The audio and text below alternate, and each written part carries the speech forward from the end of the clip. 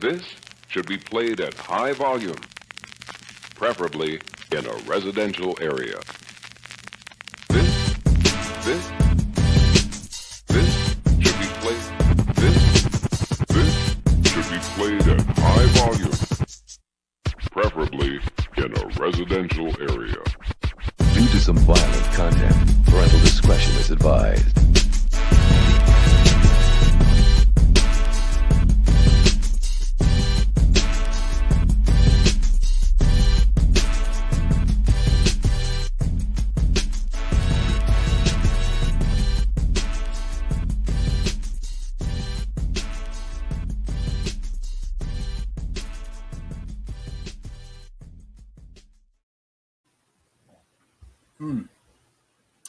Shalom, Salama, Siyemi, family abroad. Yeah, it's your man Ross T, aka Red Letter Rap. We always got right here, Sister Sharita, Brother Hario, the last prophet. So enough, appreciate y'all tuning on in again. Shalom, Shabbat shalom. That's what's happening. Shabbat shalom. Shabbat Shalom, family. All right. So, oh goodness, I'm over here. Let me go ahead and mute my microphone for a little bit. Go ahead and then give your intros, tell me I'm over here burping from this pop. Hi, family. How are y'all doing out there? I hope well, blessed, ready to receive some word. I know I am. How about you, Hario? Oh, I'm ready. I'm ready. I'm so ready. Shalom, Israel. Shalom, family. Like we just, I'm so excited for this part. Like I said, we always seem like we get into a very real conversation right before we about to go live. And it just so happened like that. So I'm excited. I'm very very very excited because I feel like a lot's gonna get brought out. And I think this is gonna be my line. The page, the words jump off the page. The words jump off the page. We're gonna get some cornerstones in, like sis said. Let me see here. Now, just before we went live, we were talking about how Dante was talking about the tomb or the cave, rather. Right. Why don't you kind of elaborate? I didn't get to see the live today, so I'm going to be working backwards tomorrow, trying to get everybody in. Well, I can't remember exactly, word for word what he went into. But shout out to Dante Forson for bringing up this cave that we getting ready to talk about here pretty soon in these scriptures in Jasher. And the cave and the tomb in which he was talking about, I can remember thoroughly was that, this cave is supposed to be where Adam and Eve is buried, where Abraham's buried, where Abraham's wives are buried. And so we're getting ready to soon embark on some seriously good scripture that is going to talk about this same cave. But definitely a shout out to Brother Dante Fortson for getting into that and bringing up some things that even I didn't know about this cave. So that's what's up. Right. Oh, now I really wish I didn't miss it. Oh. I think I slipped in like towards the middle or the end, but I went back and watched it. But I always just try to watch live for the moment being, just to follow in the chat. Yeah, you know what I mean? So, but I always go back, even if I jump in.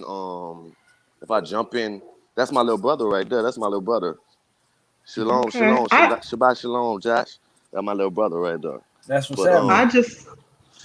I just always get more. I guess I get fuller when I do the lives or when I'm able to participate in the Shabbat lives. Shalom, Mom.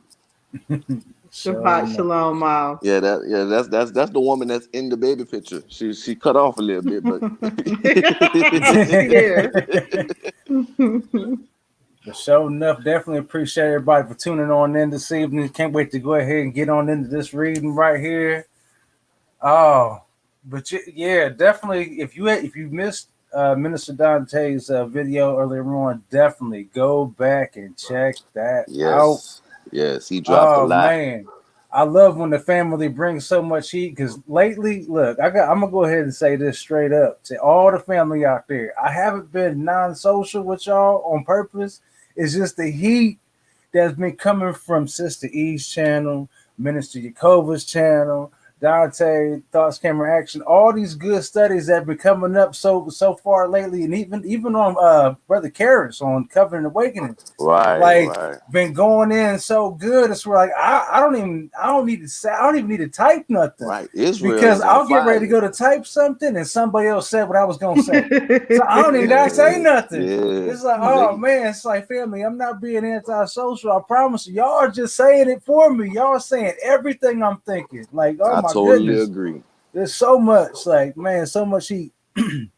So much heat has been coming out lately, and love everybody for participating. And I love the family reunions, you know what I'm saying? That each and every last one of those channels. Oh goodness, love it. Love the family reunions. All right. So are we ready, family? We ready. All Ready? right. So no. So Book of Jasher, chapter 29. And Yeshak, the son of Abraham, became old and advanced in his days, and his eyes became heavy through age. They were dim and could not see. At that time Yishak called unto Esau his son, saying, Get, I pray thee, thy weapons, thy quiver, and thy bow. Rise up and go forth into the field, and get me some venison, and make me savory meat, and bring it to me, that I may eat, in order that I may bless thee before my death, as I have now become old and gray-headed.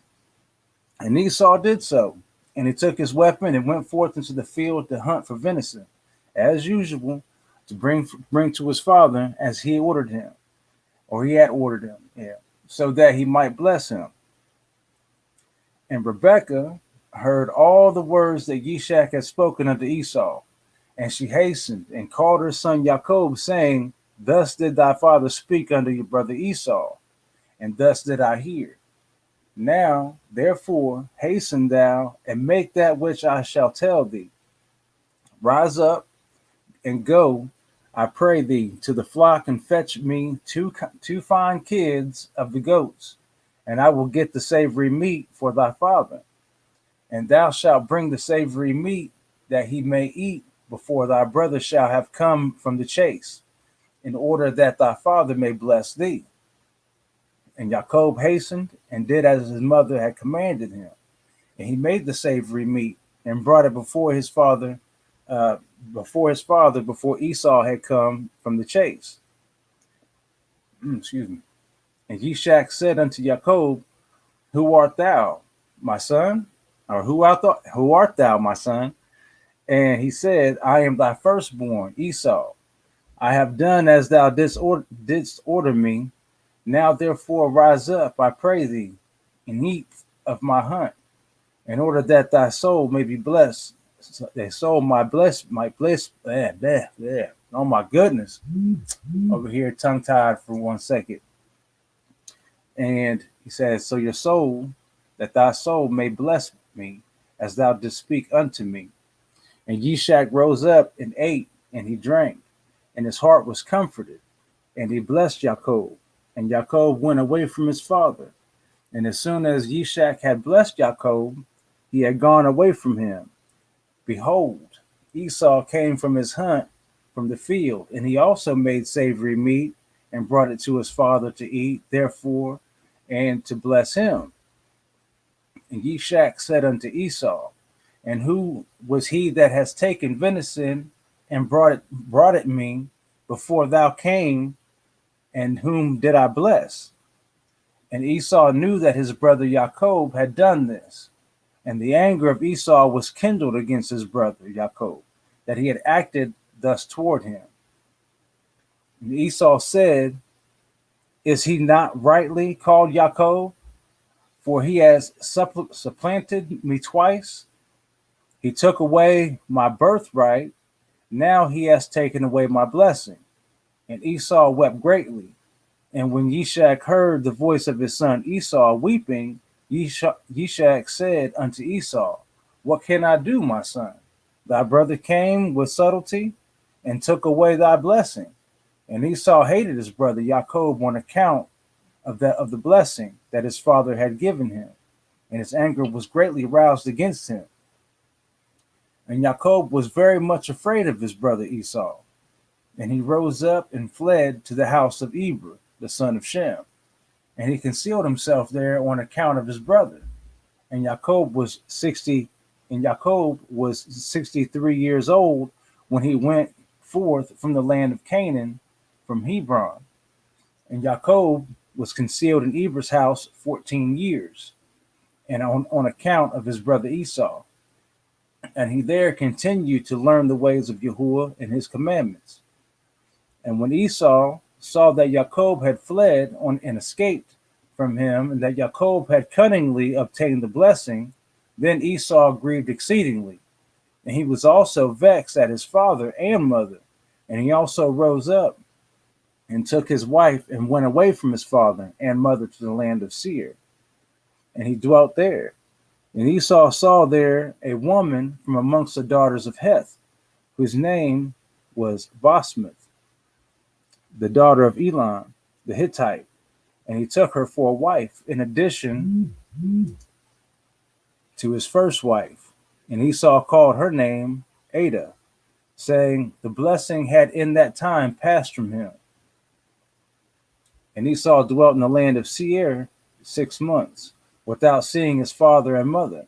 And afterward Esau took his wives and rose up and returned to the land of Canaan.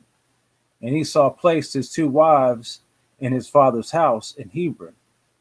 And the wives of Esau vexed and provoked Ishak and Rebekah with their works, for they walked not in the ways of Yahuwah, but served their fathers Elohim of wood and stone, as their father had taught them, and they were more wicked than their father. So I guess before we get too far right here, probably pretty good to discuss this this blessing and curse. This is where everybody likes to get in, not really the blessing and curse, but this blessing that Jacob got out in front of. So what do y'all say? Because the scripts, I mean, I think we could all kind of agree that nobody really likes, I guess, what they've been saying about Jacob for all these years, calling Jacob the liar and everything else. And for some reason, I don't know, maybe it's just me. I'm always open for the correction. But for some reason, I keep getting this feeling that some of these scriptures, no matter where they were at, whether it be in Genesis or even Jasher or whatever, something tells me now that these scripts were written this way for a reason, like against Jacob. It does, because it doesn't really line up to the rest of the scripture. It reads more like one of those old Victorian movies or Roman Empire kind of movies with all the, backstabbing and intrigue that goes on there. I don't know. Either we know that it's been tampered with for sure. Go ahead, bro. I kind of feel that, I do feel like, it's kind of written towards Jacob in an ill way. You know what I mean? Like for the reader, you know what I'm saying? Not written in an ill way, but I'm saying for a reader, from a reader's perspective and a reading perspective, this is kind of like, if you're reading a book, you know what I mean? And you kind of like, how when you're reading a book and you kind of can feel who's the bad guy and who's the good guy in the book, you know what I mean? Like, it's written from that kind of perspective towards Jacob. I get that. But I think in the sense of it,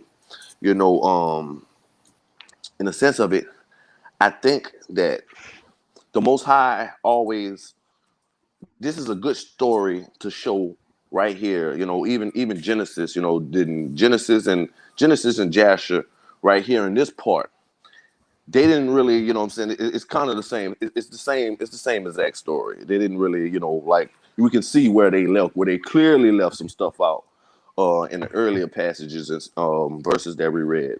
But here they kind of didn't leave nothing. It's not really no fill in the blank here. But in the sense of that, I think that it kind of has to go that way because, in a way, the Most High said. Remember, He said to Rebecca that the younger was, I mean, the older was gonna serve the younger. So it has to go this way, no matter what, even if it looks like it's some trickery or some lying going on. But really, in the scripture, we know that scripture gives that he sold his birthright anyway. You know what I mean? So it didn't matter how Jacob claimed it. You know what I mean? It's kind of, this is a little shady the way he claimed it, but Esau sold his birthright anyway. You know? Right. But see, that's part of what I'm kind of, it's kind of what we all kind of getting at, because, we know that the blessing goes down from Abraham to Isaac to Jacob. But when it comes to Jacob, once the story gets right here to Jacob, this is where it gets a little, murky. The scriptures read murky. And Right, right, like I was saying to y'all earlier on, like I was just catching up, not really catching up, but like just going back and rereading in Genesis when it comes to this part right here, like the way it reads in there about what Jacob had done, and Rebecca had done, as far as like dressing him up with some of the hair of the goat or whatever, the right, right, hairiness, right, I'm saying, around the nape of his neck and on his hand and everything else. So that way he would feel all hairy to Isaac, what I'm saying? So that reads a little bit different. And then, just, if the scriptures beforehand are reading that, like you just said, the elder is going to serve the younger, and that's the way the line is supposed to go, where the story is supposed to go. I just don't get, right, why, even from both scriptural standpoints, how Jacob or Yaakov had always delighted in the learning of the Most High, and but they write it out as though Isaac still loved Esau more than Jacob, even though Jacob had done the same things that he had grown up doing, and that's learning the ways of the Most High. right, right, right. So it does start writing, and start going off a certain kind of way, and I'm kind of curious to, just from my own personal curiosity, why, you know, why someone would try to, throw this kind of stuff in here to make Jacob look like the bad guy Right, when right, right, when he's the one that followed in dad's footsteps and granddad's footsteps and seeking the ways of the Most High. Esau was a cunning, not just hunter, but he was crafty and hunted after the hearts of men. He was conniving, right. and somehow, some way, they want to still write in there that Isaac loved him more than he loved Jacob, but Rebecca loved Jacob more than Esau. And they're just trying to write in this narrative that just doesn't really line up with, like we were saying, the The rest of the previous. story. Yeah, Right, right, right. And I think, but this is we haven't read it yet, but this is kind of the beginning of, we're gonna see we're gonna really see the heart of Jacob, throughout the rest of this. We're gonna see, we're even gonna see a better balanced relationship of of Jacob and Esau. You know what I mean? I'm not Jacob and Hmm. Esau. We're gonna see a more better. Yeah, we're gonna Jacob and Esau. I had that right. Yeah, Jacob and Esau. We're gonna see a better balanced relationship of the description of their relationship. We hadn't got down there yet, but we're gonna see really the trials of Jacob, and everything that and more of his character. This story here is really it's a good point. It's a good point because a lot of the stuff is double prophecy, and a lot of stuff plays out, goes along with stuff that's going to happen farther down the line when he's not even present anymore. mm-hmm. I think this little piece also goes to show, um, whether it was planned or not, it shows the heart of Esau, because all these things could have happened to him unjustly. Let's say that we believe that that was the case. We saw many times in the Bible where God's people have been treated unjustly and they still acted like upright and just people. Esau did not. He took vengeance in his own hand. He was angry. He did all, when it boils down to it, I mean, Esau did all of the stuff then, and his generations do everything now. That's just how deep that vengeance went. He said he didn't care Right. about it until. Isn't that always the case? Right. Yeah. Yep. Yeah. Yeah. Yeah. I definitely agree with that. And and might I add that he already had blood on his hands from this story. I mean, from Jasher. According to Jasher, he already had blood on his hands. Hmm. Yeah. So did. But, that was kind of like a prophesied thing that came, it came fulfilled. Nimrod had the nightmare about it, someone was going to kill him, later down the line, and even his seers and whatnot, conjurers, was right about the interpretation that it would be a seed of Abraham that was going to kill him. Right. Right. So, but he still gave away his birthright on the run. Hey, and I just want to add one more thing too, because Mm-hmm. it just crossed my brain. But even the description of, you know when Rebecca put the skins on him and the hair and the furry things, and trying to pass Jacob for Esau. Now I think that's in there too, even though how shady it sounds, is in there too because it's a good description of what Esau. You see what I'm saying? It's a good description for Esau because people battle about this Esau Jacob, or this Esau situation. People debate on who Esau is. So when she's dressing him up, putting the goat hair on him and stuff like that, that's kind of describing what you know what I'm saying, his description. I think What those it looks verses were like. left in there for good. Yeah, right. Was they were left there for good detailed description too. Hmm. Yeah, yeah, I A can. type of cornerstone. I mean, uh, as Black people, we're not necessarily very hairy people. No, right, Right. And that's something that stuck out to me. You know what I'm saying? Like being half caste myself. You know what I'm saying? I've always wondered about that and growing up. Like I'm not a hairy dude. Like I don't. I've always wondered about that. Like when I was a kid, I was always thinking like, how come people got hairier arms than me? This, that, and the third. Like, what's up with that? They were trying to teach us in science that was a dominant trait or whatever. And even Hairiness. like my daughter's a little more arm hairier. Her arms are a lot hairier than mine's, but it's a very fine hair. right, I knew a white guy in school in Chattanooga, Tennessee, and it was like it was so much hair. It was like a shirt from his wrist all the way up to his neck. It was just full of hair. And here we are. I was a sophomore in high school, and this dude was just full of hair. Yeah. right. And then she used goat hair. Now, if you know goat Hmm. hair is straight. If she'd have used sheep hair, Hmm. it'd have been different. She, Yep. you see what I'm saying? Because what the Messiah had hair like wool. If she'd have Yep. used she'd have used she'd have used sheep hair, it'd have been different. But she used goat hair, so that's letting us know that he has some type of straight hair thing going on.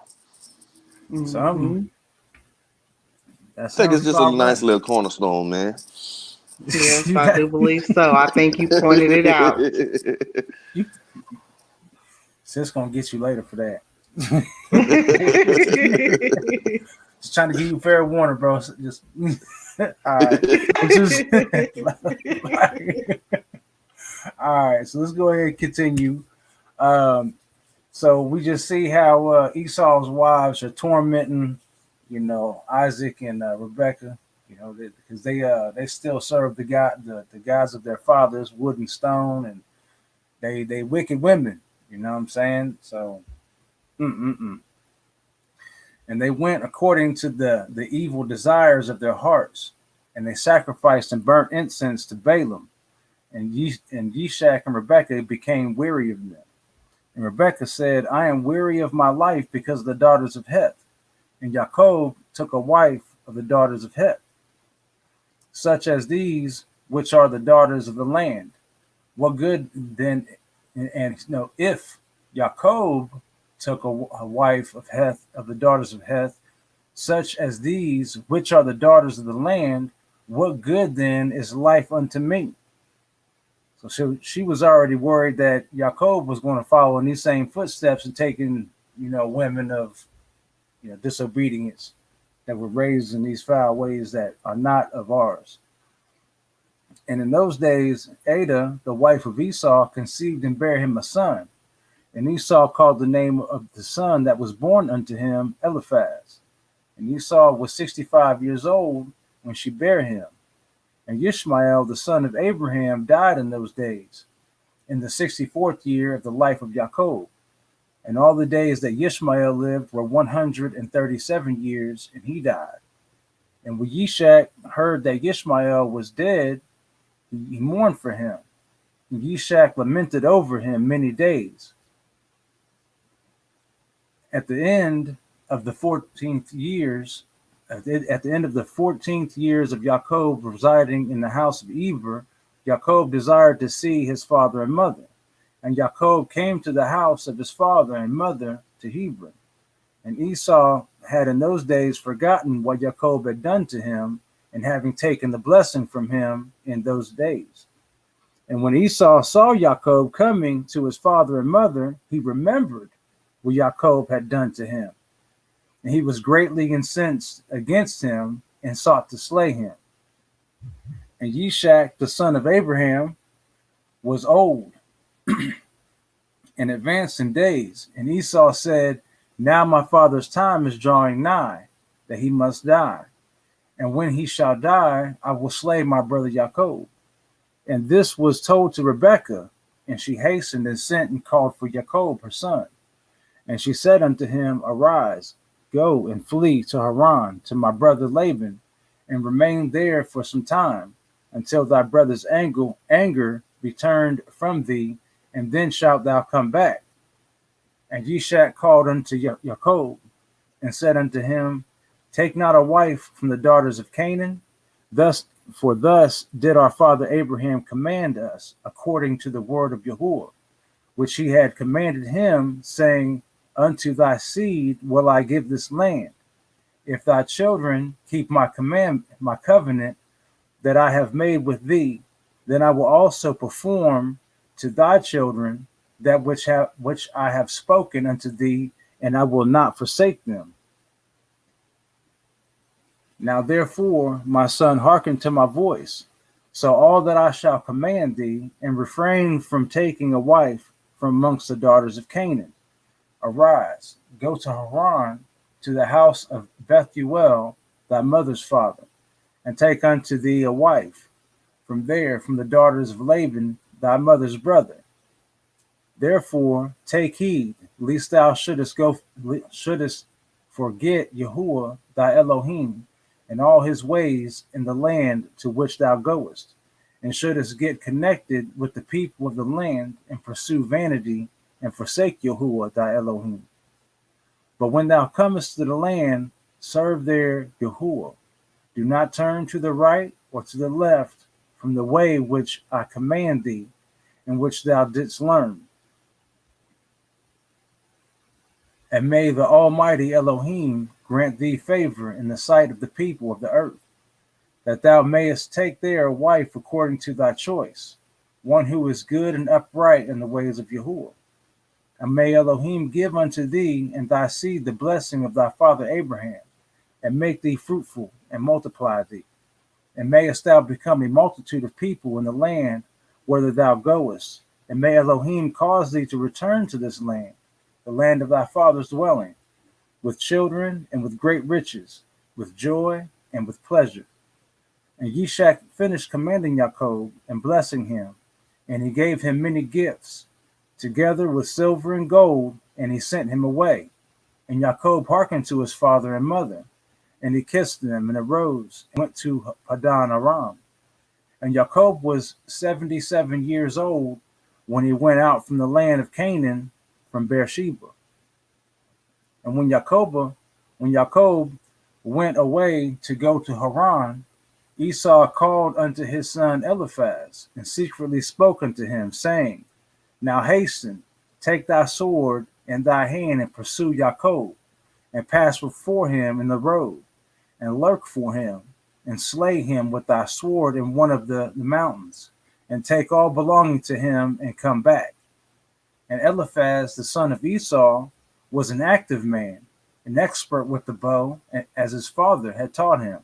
And he was a noted hunter in the field and a valiant man. And Eliphaz did as his father had commanded him.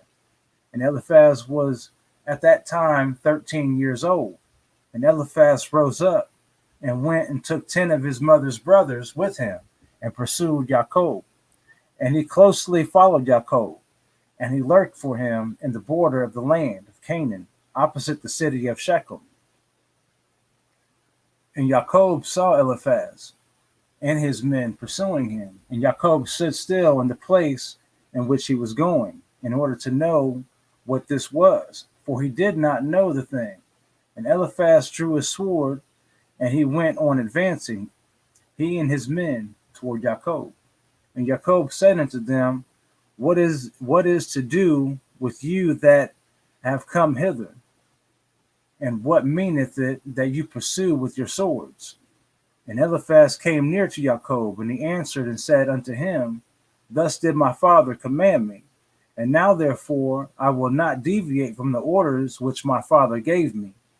And when Jacob saw that Esau had spoken to Eliphaz to employ force, Jacob then approached and supplicated Eliphaz and his men, saying to him, Behold, all that I have, and which my father and mother gave unto me, that take unto thee, and go from me, and do not slay me, and may this thing be accounted unto thee a righteousness. And Yahuwah caused Jacob to find favor in the sight of Eliphaz, the son of Esau, and his men, and they hearkened to the voice of Jacob, and they did not put him to death. And Eliphaz and his men took all belonging to Jacob, together with the silver and the gold that he had brought with him from Beersheba, and they left him nothing. And Eliphaz and his men went away from him, and they returned to Esau to Beersheba, and they told him all that had occurred to them with Jacob, and they gave him all that they had taken from Jacob. And Esau was indignant at Eliphaz his son, and at his men that were with him, because they had not put Jacob to death. And they answered and said unto Esau, Because Jacob supplicated us in this matter not to slay him, our pity was excited toward him, and we took all belonging to him and brought it unto thee. And Esau took all the silver and gold which Eliphaz had taken from Jacob, and he put them by in his house. At that time, when Esau saw that Yishak had blessed Jacob, and he had commanded him, saying, Thou shalt not take a wife from amongst the daughters of Canaan, and that the daughters of Canaan were bad in the sight of Yishak and Rebekah, then he went to the house of Ishmael, his uncle, and in addition to his older wives, he took Mahalath, the daughter of Ishmael, the sister of Nebaioth, for a wife. And Jacob went forth, continuing his road to Haran, and he came as far as Mount Moriah. And he tarried there all night near the city of Luz. And Yahuwah appeared there unto Jacob on that night, and he said unto him, I am Yahuwah, Elohim of Abraham, and Elohim of Yishak thy father. The land which thou liest I will give unto thee and thy seed. And behold, I am with thee, and will keep thee wherever thou goest. And I will multiply thy seed as the stars of heaven. And I will cause all thine enemies to fall before thee. And when they shall make war with thee, they shall not prevail over thee.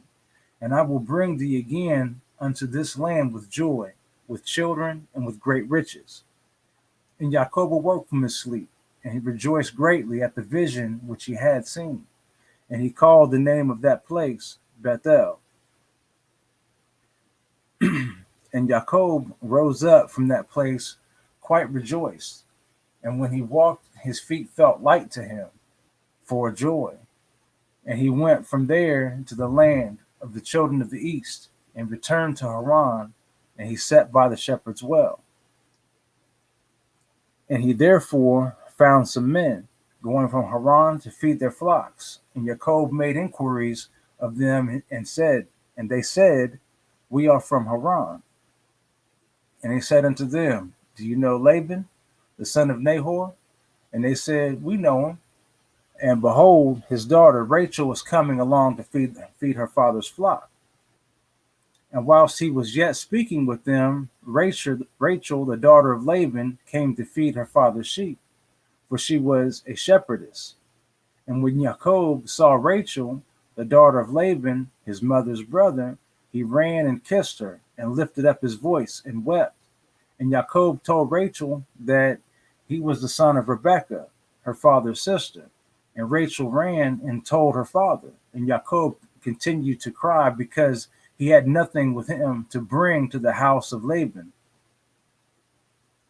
And when Laban heard that his sister's son Jacob had come, he ran and kissed him and embraced him and brought him into the house and gave him bread, and he ate. And Jacob related to Laban what his brother Esau had done to him, and what his son Eliphaz had done to him in the road. And Jacob resided in Laban's house for 1 month. And Jacob ate and drank in the house of Laban. And afterward Laban said unto Jacob, Tell me what shall be thy wages, and how canst thou serve me for naught? And Laban had no sons, but only daughters. And his other wives and handmaids were still barren in those days. And these are the names of Laban's daughters, which his wife Adinah had bore unto him. The name of the eldest was Leah, and the name of the younger was Rachel. And Leah was tender-eyed, but Rachel was beautiful and well-favored, and Jacob loved her. And Jacob said unto Laban, I will serve thee 7 years for Rachel thy younger daughter. And Laban consented to this. And Jacob served Laban 7 years for his daughter Rachel. And in the 2nd year of Jacob's dwelling in Haran, that is the 79th year of the life of Jacob, in the 9th year died Eber, the son of Shem, and he was 464 years old at his death. And when Jacob heard that Eber was dead, he grieved exceedingly, and he lamented and mourned over him many days. And in the 3rd year of Jacob's dwelling in Haran, Basma, the daughter of Ishmael, the wife of Esau, bare unto him a son, and Esau called him Reuel. And in the 4th year of Jacob's residence in the house, hold on one sec. There you go. All right. And in the 4th year of Jacob's residence in the house of Laban, Yahuwah visited Laban and remembered him on account of Jacob, and sons were born unto him. And his firstborn was Beor, and the second was Alib, and the third was Harash. And Yahuwah gave Laban riches and honor, sons and daughters, and the man increased greatly on the account of Jacob. And Jacob in those days served Laban in all manner of work, in the house and in the field, and the blessing of Yahuwah was in all that belonged to Laban in the house and in the field. And in the 5th year died Yehudith, the daughter of Beri, the wife of Esau, in the land of Canaan, and she had no sons but daughters only. And these are the names of her daughters which she bare to Esau. The name of the elder was Marzith, and the name of the younger was Puith. And when Yehudith died, Esau rose up and went to Seir to hunt in the field, as usual.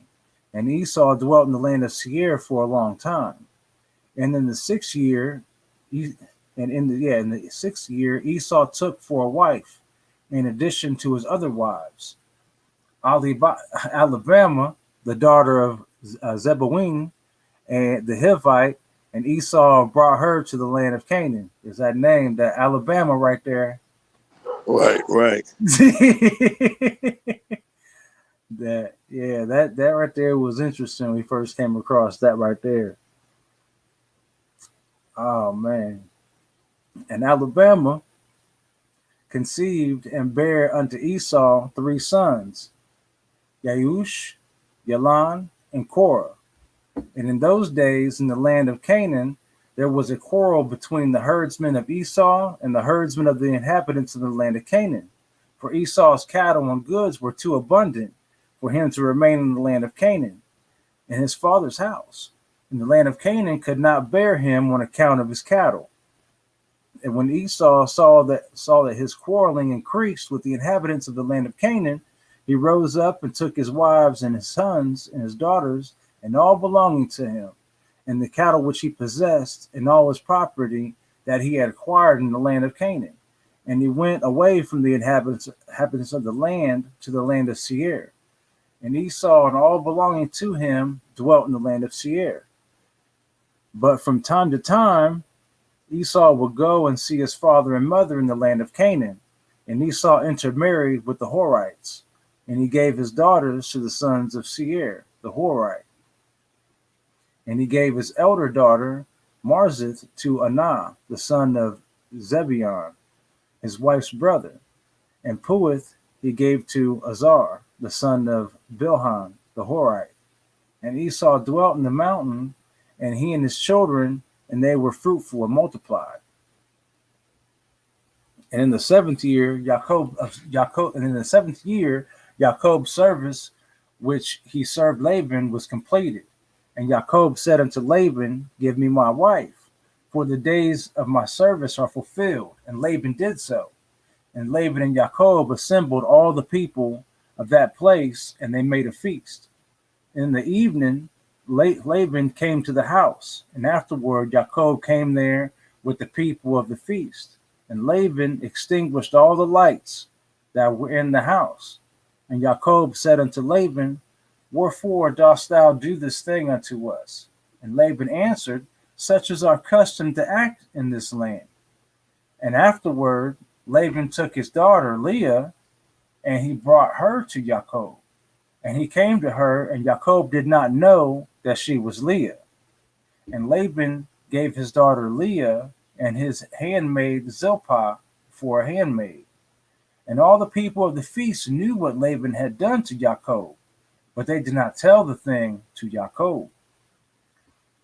And all the neighbors came that night to Jacob's house, and they ate and drank and rejoiced and played before Leah upon timbrels and with dances. And they responded before Jacob, Heliah, Heliah. And Jacob heard their words, but did not understand their meaning. But he thought such might be their custom in this land. And the neighbors spoke these words before Jacob during the night, and all the lights were in the house Laban had that night extinguished. And in the morning, when daylight appeared, Jacob turned to his wife, and he saw, and behold, it was Leah that he had lying in his bosom. And Jacob said, Behold, now I know what the neighbors said last night. Hallelujah. They said, and I knew it not. And Jacob called unto Laban and said unto him, What is this that thou didst unto me? Surely I served thee for Rachel. And why didst thou deceive me and didst give me Leah? And Laban answered Jacob, saying, Not so is done in our place to give the younger before the elder. Now therefore, if thou desirest to take her sister likewise, take her unto thee for the service which thou wilt serve me for another 7 years. And Jacob did so. And he also took Rachel for a wife.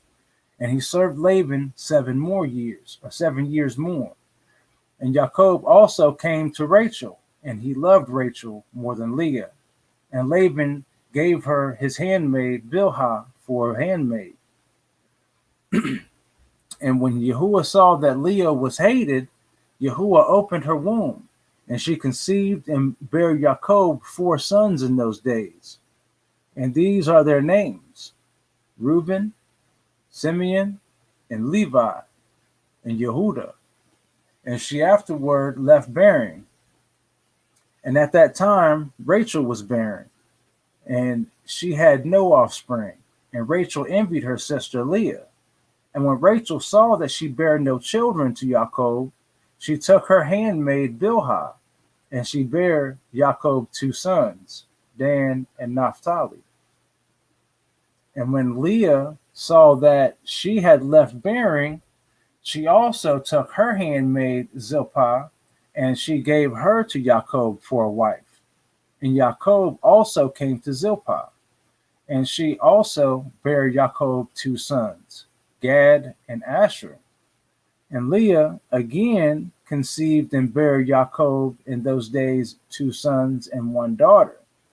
And these are their names: Issachar, Zebulun, and their sister Dinah. And Rachel was still barren in those days. And Rachel prayed unto Yahuwah at that time. And she said, O Elohim, or Yahuwah, Elohim, remember me and visit me, I beseech thee. For now my husband will cast me off, for I have bore him no children. And O Yahuwah Elohim, hear my supplication before thee, and see my affliction, and give me children, like one of the handmaids, that I may no more bear my reproach. And Elohim heard her, and opened her womb. And Rachel conceived and bare a son. And she said, Yahuwah has taken away my reproach. And she called his name Yehusef, or Yosef, saying, May Yahuwah add to me another son. And Jacob was 91 years old when she bare him.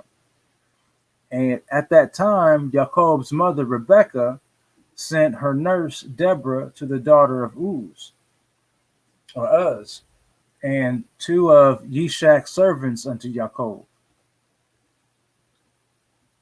And they came to Jacob to Haran, and they said unto him, Rebekah has sent us to thee that thou shalt return to thy father's house, to the land of Canaan. Excuse me. And Jacob hearkened unto them in this which his mother had spoken. At that time, the other 7 years which Jacob served Laban for Rachel were completed.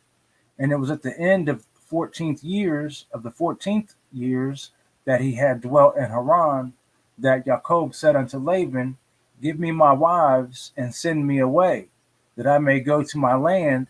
For behold, my mother did send unto me for the land at Canaan, that I should return to my father's house. And Laban said unto him, Not so, I pray thee.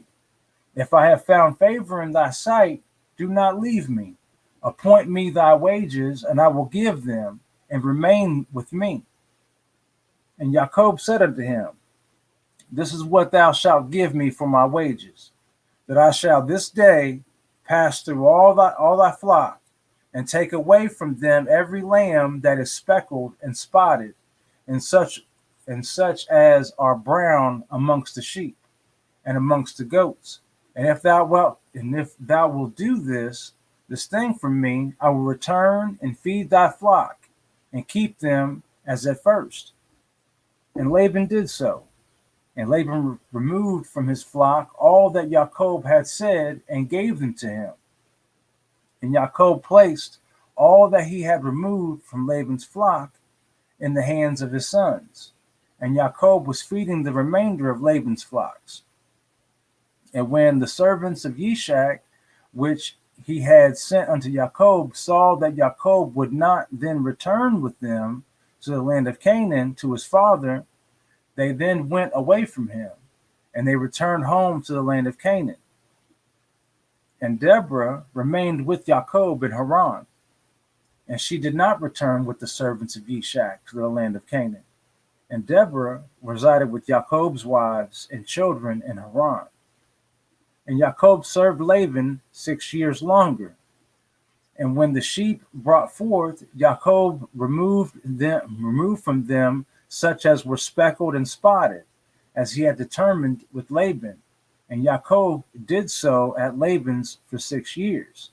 And the man increased abundantly, and he had cattle and maidservants and men servants, camels and asses. And Jacob had 200 drove of cattle, and his cattle were of large size and of beautiful appearance, and were very productive. And all the families of the sons of men desired to get some of the cattle of Jacob, and they were exceedingly prosperous. And many of the sons of men came to procure some of Jacob's flock, and Jacob gave them a sheep for a manservant, or a maidservant, or for an ass, or a camel, or whatever Jacob desired from them they gave him. And Jacob obtained riches and honor and possessions, and by means of these transactions with the sons of men. And the children of Laban envied him of this honor. And in the course of time, he heard the words of Laban's sons, saying, Jacob has taken away all that was our father's, and of that which was our father's has he acquired all this glory. And Jacob beheld the countenance of Laban and his children, and behold, it was not toward him in those days as it had been before. And Yahuwah appeared to Jacob, and at the expiration of 6 years, and said unto him, Arise, go forth out of this land, and return to the land of thy birthplace, and I will be with thee.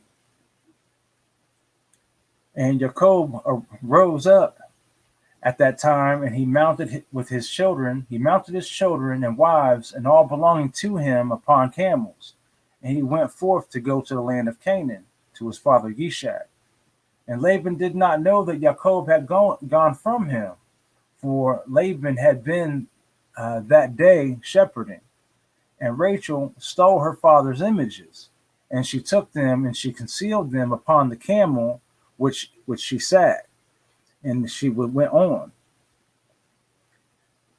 And this is the manner of things of the images, and taking a man who is the firstborn and slaying him, and taking their hair off his head. What? Hold on, let's read that one more time.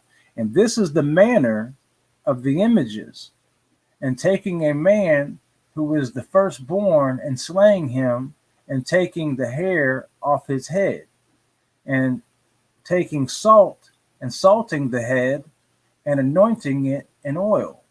Then taking a small tablet of copper or a tablet of gold, and writing the name upon it, and placing the tablet under his tongue, and taking the head with the tablet under the tongue, and putting it in the house, and lighting up lights before it, and bowing down to it. So, real quick, family, let's get into this disgusting thing. Like, I don't know why she would want to even take this. I mean, I could see, taking it and like saying, you know what, this is unclean, even for my father to be messing with. He shouldn't be messing with this thing, getting rid of it, destroying it, but to take it and keep it and conceal it. What y'all say, family? Obviously, she wanted them. She said she took images. Yeah, these are like I don't know what you would kind of really Some type of consider these. idolatry, I think, right? Well, I I think think in Genesis they called them idols. I think in Genesis they just kind of just left it hanging on a cliffhanger of idols. She took her father's idols and concealed them. But it But sound like it sound like in this particular passage, like she took some pictures, or back then, I mean, so what they tell us, they're paintings, and they used to do those little bitty paintings, something like that. And it sounds like that she just took her father's pictures. That's what it sounded like to me. Yeah, but these pictures here, the description of these pictures is, you know, pretty sound a little sadomasochistic. Okay. right, I mean, look, one of the images, and this is the manner of the images in taking a man who is the firstborn and slaying him and taking the hair off his head. Like I can't imagine what this picture looked like. And taking salt, another picture showing salting the head and anointing it with oil. Like why would this sounds pretty disgusting? right. These Sounds pictures like the sound pretty crazy stuff they gruesome. did in slavery. I Sounds a mean, lot like go ahead. I said it sounds a lot like the crazy stuff they were doing during slavery. We might have to Mm-hmm. get somebody to break that on down or something. I don't know. Cause I'm trying to. Yeah, you read it at least 3 times. And I was trying to read it again to try to see if I got something different from it. Yeah, this right here. I mean, it doesn't read like clean and clear what and whatnot, but as you read it, like this is the manner of the images. It just yeah. As you read it, it sounds horrible, but I mean, it's just I'm trying to figure Well, I out mean, what exactly it is it. sounds like it sounds like snuff films, like our modern day film. That's what that sounds like. Something like some kind of disgusting imagery right here. And like I said, I can understand on one part where it's like, all right, I'm taking these away from my father for his own good, kind of like Abraham did to his dad Terah, Right. trashing up all his idols and things like that because they serve no good. But these just sound gruesome. These images. What the chat say? I mean, 'cause, I mean, we need. So we need. I think we need an outside on that. Yeah, yeah. Let's. Excuse me. All right, so let's see here. Let's go back up here a little bit.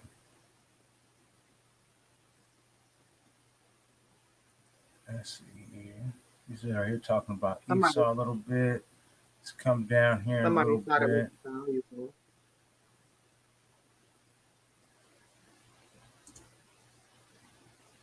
Still, some had some of that idol worship in her since Laban raised her. That's possible. Right. Right. That's possible. Um, thought it was a real head. That's what I was thinking for a hot second there Right. too. Maybe. In Yeah. Right. reading it, Maybe it was you that. Yeah. know, That's a good point there. Because that now that kind of make more considered as sense. valuable. Took them maybe because they didn't have an inheritance. Shalom Lawan. Good to see you, family. Shalom, family. Hmm. I don't know about that one right there. Right. Maybe that sounds more what it's describing. Right. I mean, because I'm just trying to wrap my head. What is it? You know. I know in Genesis, it just clearly it just said, kind of left it on a cliffhanger, saying, um, she took her father's idols and concealed them. Right. But this description here, kind of, you know, I don't know, it's a little Yeah. bit more. You cut out there for a second, family. Oh, I said this description here is a little bit more descriptive, and it's actually kind of hard to wrap your head around what it is.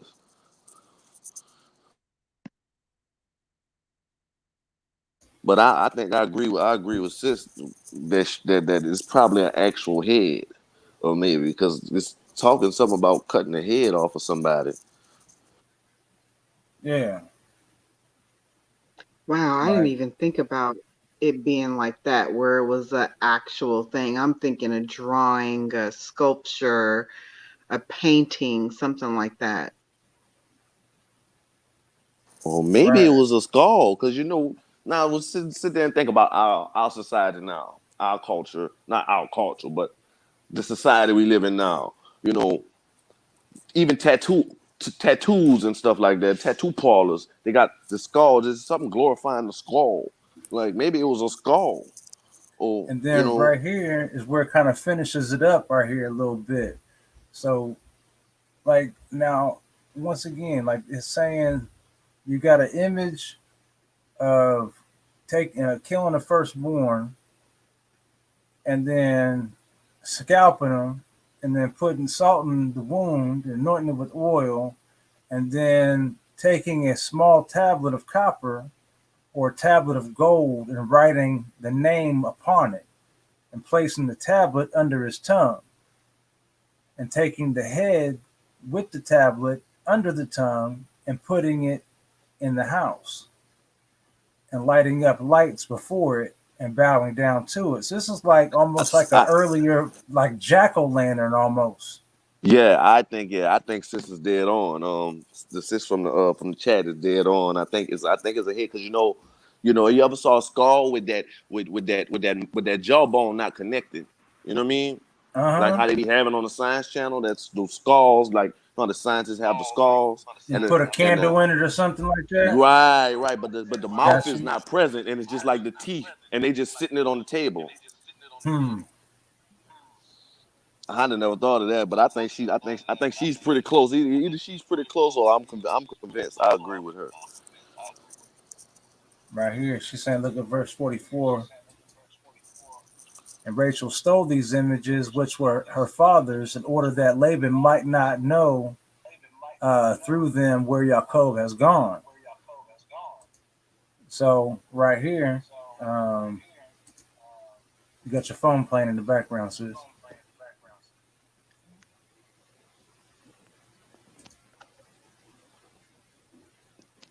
Like this right here was some sort of witchcraft thing. This right here thing, like I can't hear it no more. But this right here was some kind of witchcraft thing. All right. It's definitely some So strange stuff. right, and so okay, and at that time when they bowed down to it, it speaketh to them in all matters that they ask of it through the power of the name which is written in it.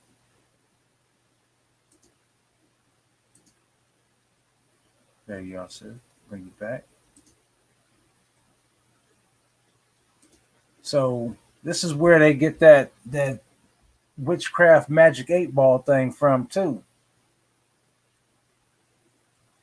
Right. And now that I do think about it, like when you sit there and think about, witchcraft and stuff like that, it's just kind of skulls. Something dealing with Mm-hmm. a head. You know what I mean? Yeah, but this is like this thing right here almost sounds like a Ouija board magic 8 ball Something, wrapped into yeah. one because like it would speak the name of anybody you inquire about. Yeah, So that's some, yeah. yeah, through the And power of you the know what? name which is written on it. Go ahead. I could sit there and say this though. We're still not pretty clear on what it was, but in the story of Genesis, I always took it as it was maybe like some little bitty statue she stuck in her pocket and rolled off with. You know what I mean? But now we see that this was something demonically, something different. Like what I mean? Like just the description of what is going on here. You know what I mean? And I never thought it could be, what I mean? Like, this is a part of Genesis that we just kind of, okay, they had some little statues, she took it and put it in her pocket and rolled off. You know what I mean? Mm-hmm. Yeah, but These sister books never Sheila. cease to amaze me. They never cease to amaze me. The stuff that we continue to learn and just outright just don't know. I would have never thought something like this was in the Bible. It's a or in head. books that are related. That's what it sounds like. The Oh head. man. Right. This is yeah. I agree. I agree with Sister Sheila Jackson. I agree that it's a head. Yeah, it's a head. Mm-hmm. So Yeah, I agree that it's a head. Oh yeah. And then it puts into Auntie Cam con too said like a voodoo doll, like a voodoo head. Right. Wow. I never. You never would have got that in Genesis. I don't think I would. I read that part in Genesis, and I really just thought it was some little statue she stuck in her pocket. Mm-hmm. And Miss B said she took it because it could talk. If she left it, her dad would know where their location. And that's exactly what the oh scripture. wow. Oh wow. Yeah, Hold, because it's saying it hold on, right that's here. Wow. Right here. Wow. Remember, Sister Shayla was like saying right here, verse 44 tells the reason why that she took it, you know. But we had stopped up here a little bit up in 41 because of the imagery of this thing. But the rest of the scripture, highlights and says what this thing can do, which is the reason, like Sis said, this is the reason why she took it to begin with. You know. Wow.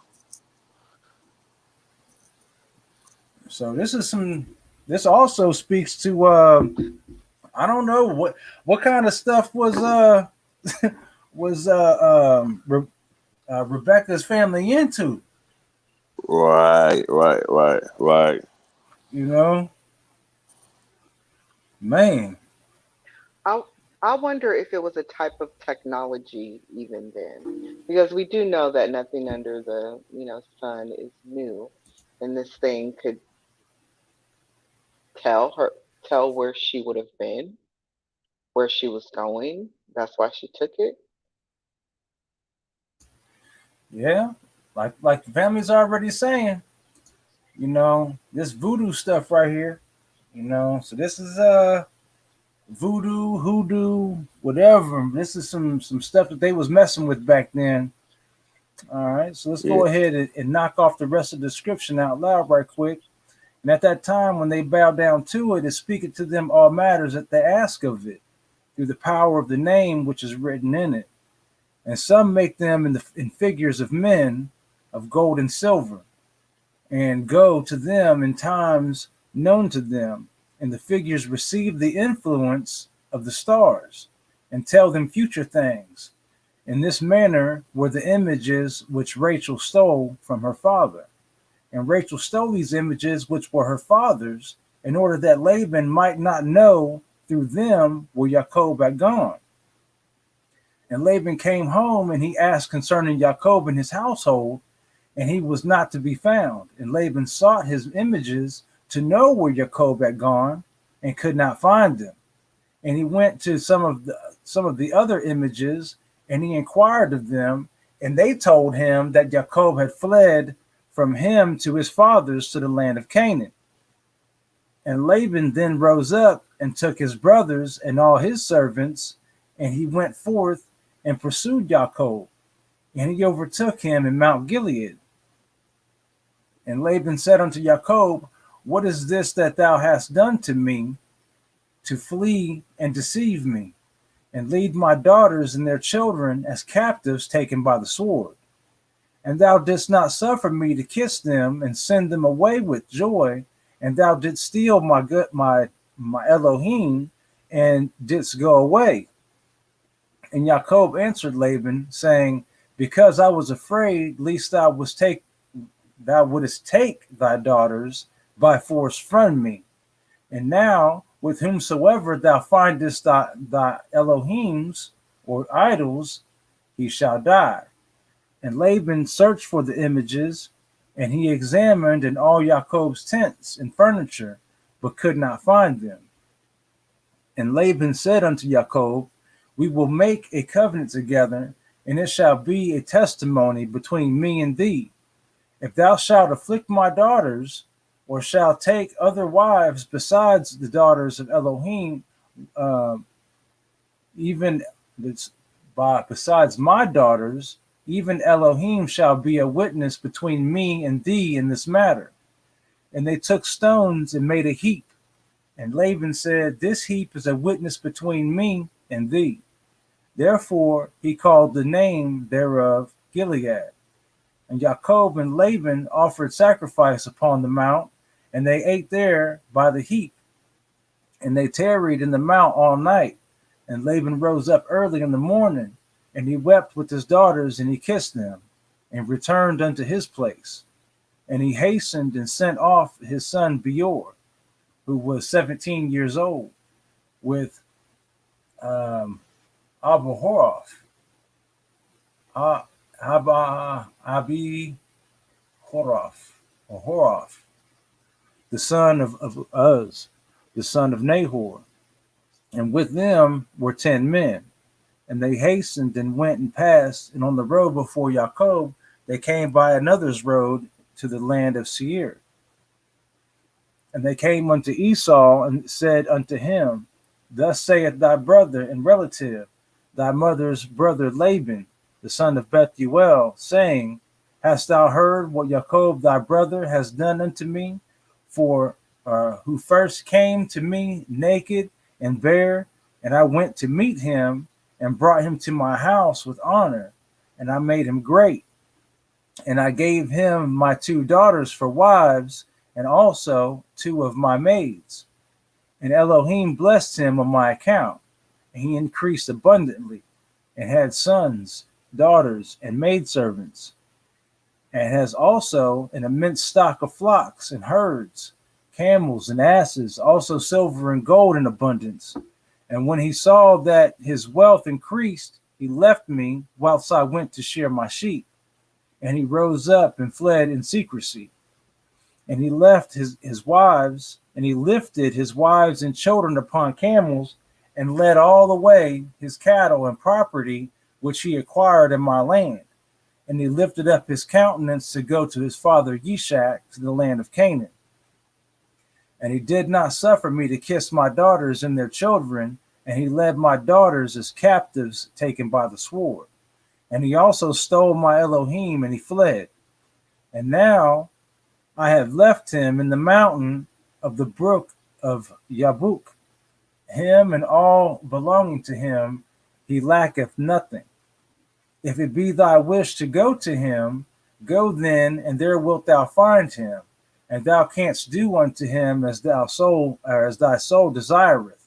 And Laban's messengers came and told Esau all these things. And Esau heard all the words of Laban's messengers, and his anger was greatly kindled against Jacob, and he remembered his hatred, and his anger burned within him. And Esau hastened and took his children and servants and the souls of his household, being 60 men. And he went and assembled all the children of Seir, the Horite, and their people, being 340 men. And he took all this number of 400 men with drawn swords, and he went unto Jacob to smite him. And Esau divided this number into several parts. And he took the 60 men of his children and servants and the souls of his household as one head, and gave them in care of Eliphaz, his eldest son. And the remaining heads he gave to the care of the 6 sons of Seir, the Horite. And he placed every man over his generation and children. And the whole of this camp went as it was. And Esau went amongst them toward Jacob, and he conducted them with speed. And Laban's messengers departed from Esau, and went to the land of Canaan. And they came to the house of Rebekah, the mother of Jacob and Esau. And they told her, saying, Behold, thy son Esau has gone against his brother Jacob with 400 men. And he heard that he was coming, and he has gone to make war with him, to smite him, and to take all that he has. And Rebekah hastened and sent 72 men from the servants of Yishak to meet Jacob on the road. For she said, Peradventure Esau may make war in the road when he meets him. And these messengers went on the road to meet Jacob. And they met him in the road of the brook on the opposite side of the brook, Yabuk. And Jacob said, when he saw them, this camp is destined to be from Elohim. And Jacob called the name of that place Machnaim, Mahnaim. And Jacob knew all his father's people, and he kissed them and embraced them and came with them. And Jacob asked them concerning his father and mother, and they said, they are well. And these messengers said unto Jacob, Rebekah, thy mother, has sent us to thee, saying, I've heard, my son, that thy brother Esau has gone forth against thee on the road with men from the children of Seir the Horite. And therefore, my son, hearken to my voice, and see with thy counsel that what thou wilt do. And when he cometh up to thee, supplicate him, and do not speak rashly to him, and give him a present from what thou possessest, and from what Elohim has favored with thee. And when he asketh thee concerning thy affairs, conceal nothing from him. Perhaps he may turn from his anger against thee, and thou wilt thereby save thy soul, thou and all belonging to thee, for it is thy duty to honor him, for he is thy elder brother. And when Jacob heard the words of his mother, which the messengers had spoken to him, Jacob lifted up his voice and wept bitterly, and did as his mother then commanded him. And at that time, Jacob sent messengers to his brother Esau toward the land of Seir, and spoke to him words of supplication. And he commanded them, saying, Thus shall ye say to my Adonai Esau, Thus saith thy servant Jacob, let not my Adonai imagine that my father's blessing with which he did bless me has proved beneficial to me. For I have been these 20 years with Laban, and he deceived me, and changed my wages 10 times, as it has been already told unto my Adonai.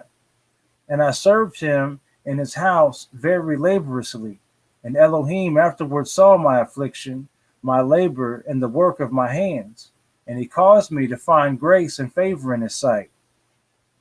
And I afterward, through Elohim's great mercy and kindness, acquired oxen and asses and cattle and men servants and maid servants. And now I am coming to my land and my home, to my father and mother, who are in the land of Canaan. And I have sent to let my Adonai know all this in order to find favor in the sight of my Adonai, so that he may not imagine that I have of myself obtained wealth, and that the blessing with which my father blessed me has benefited me. And those messengers went to Esau, and found him on the borders of the land of Edom, going toward Jacob. And 400 men of the children of Seir the Horite were standing with drawn swords. And the messengers of Jacob told Esau all the words that Jacob had spoken to them concerning Esau. And Esau answered them with pride and contempt, and said unto them, Surely I have heard, and truly it has been told unto me what Jacob has done to Laban, who exalted him in his house, and gave him his daughters for wives, and he begat sons and daughters, and abundantly increased wealth and riches in Laban's house through his means. And when he saw that his wealth was abundant and his riches great, he fled with all belonging to him from Laban's house. And he led Laban's daughters away from the face of their father as captives, taken by the sword, without telling him of it.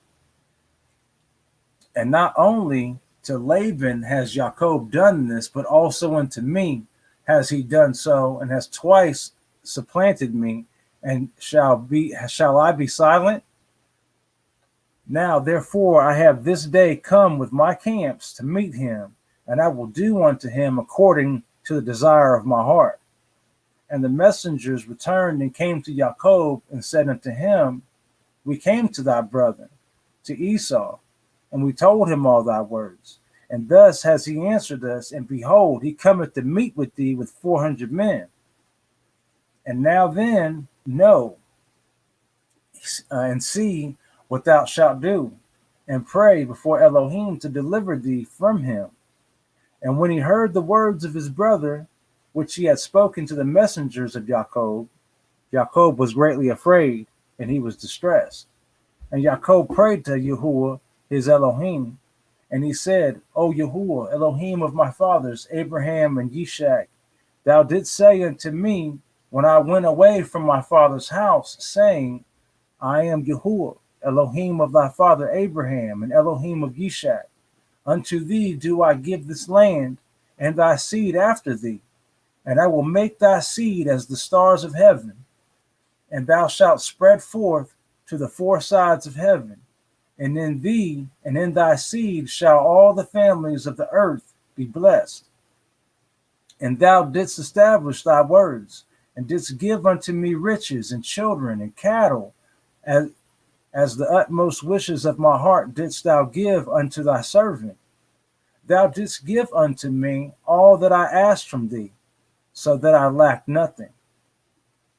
And thou didst afterward say unto me, return to thy parents, to thy birthplace, and I will still do well with thee. And now that I have come, and thou didst deliver me from Laban, I shall fall in the hands of Esau, who will slay me, yea, together with the mothers of my children. Now therefore, O Yahuwah, Elohim, deliver me, I pray thee, also from the hands of my brother Esau, for I am greatly afraid of him. And if there is no righteousness in me, do it for the sake of Abraham and my father Yishak. For I know that thou kindness and mercy have I acquired this wealth. Now therefore I beseech thee to deliver me this day, and with thy kindness, and to answer me. And Jacob ceased praying to Yahuwah, and he divided the people that were with him with the flocks and the cattle into two camps.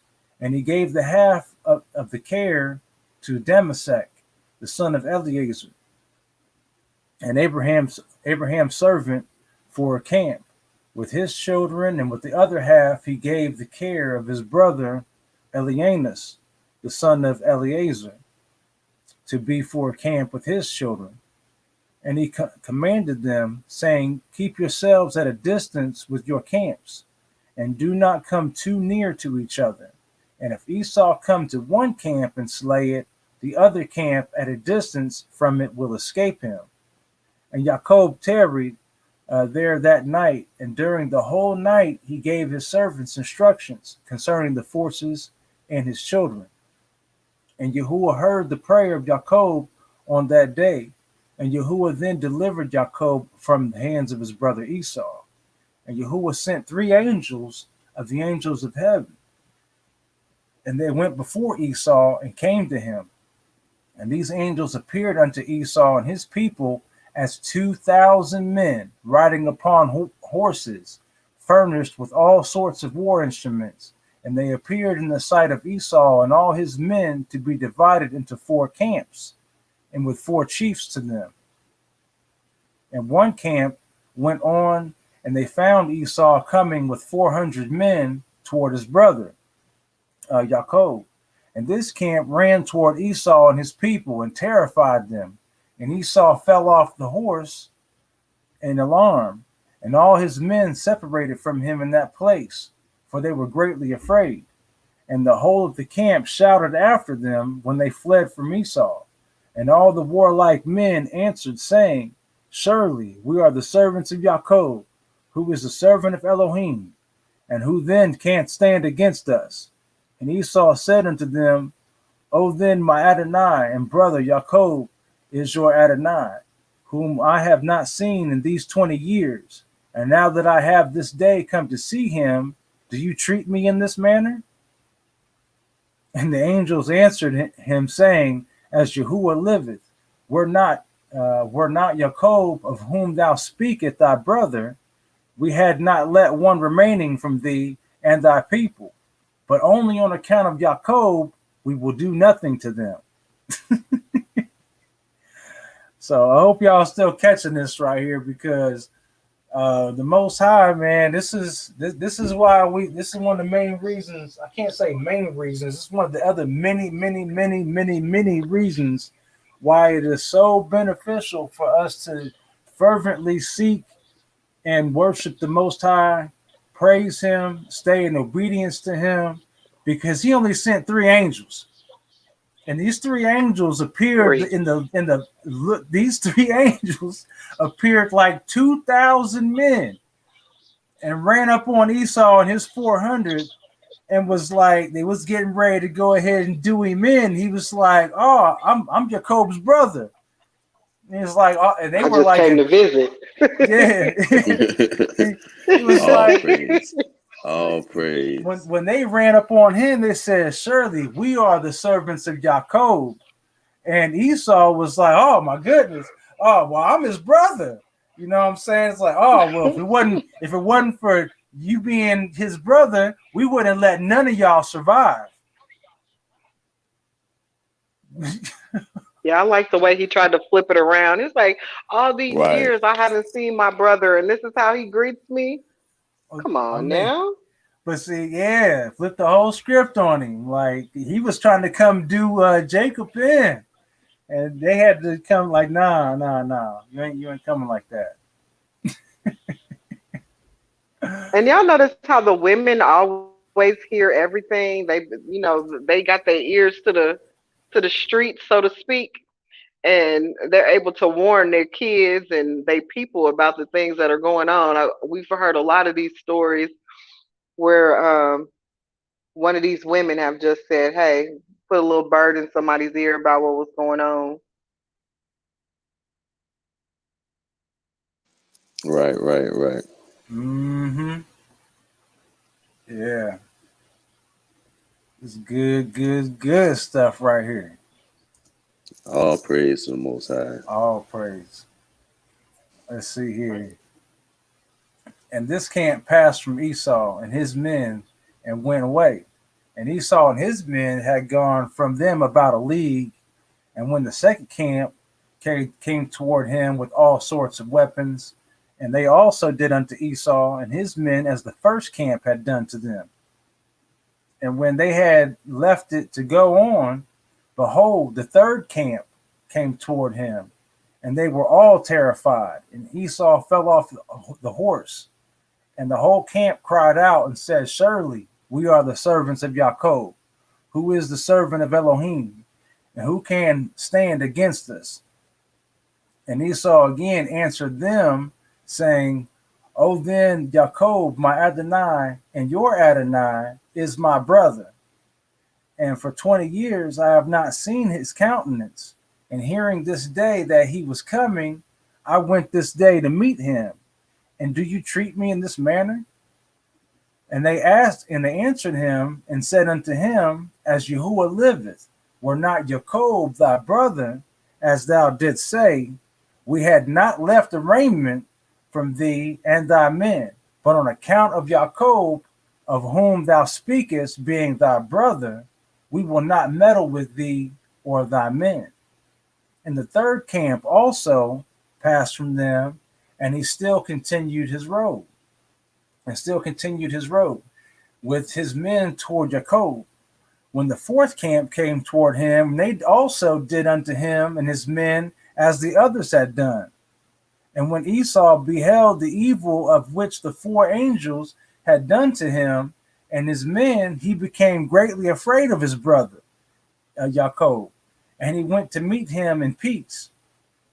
And Esau concealed his hatred against Jacob, because he was afraid of his life on account of his brother Jacob, and because he imagined that the 4 camps that he had lighted upon were Jacob's servants.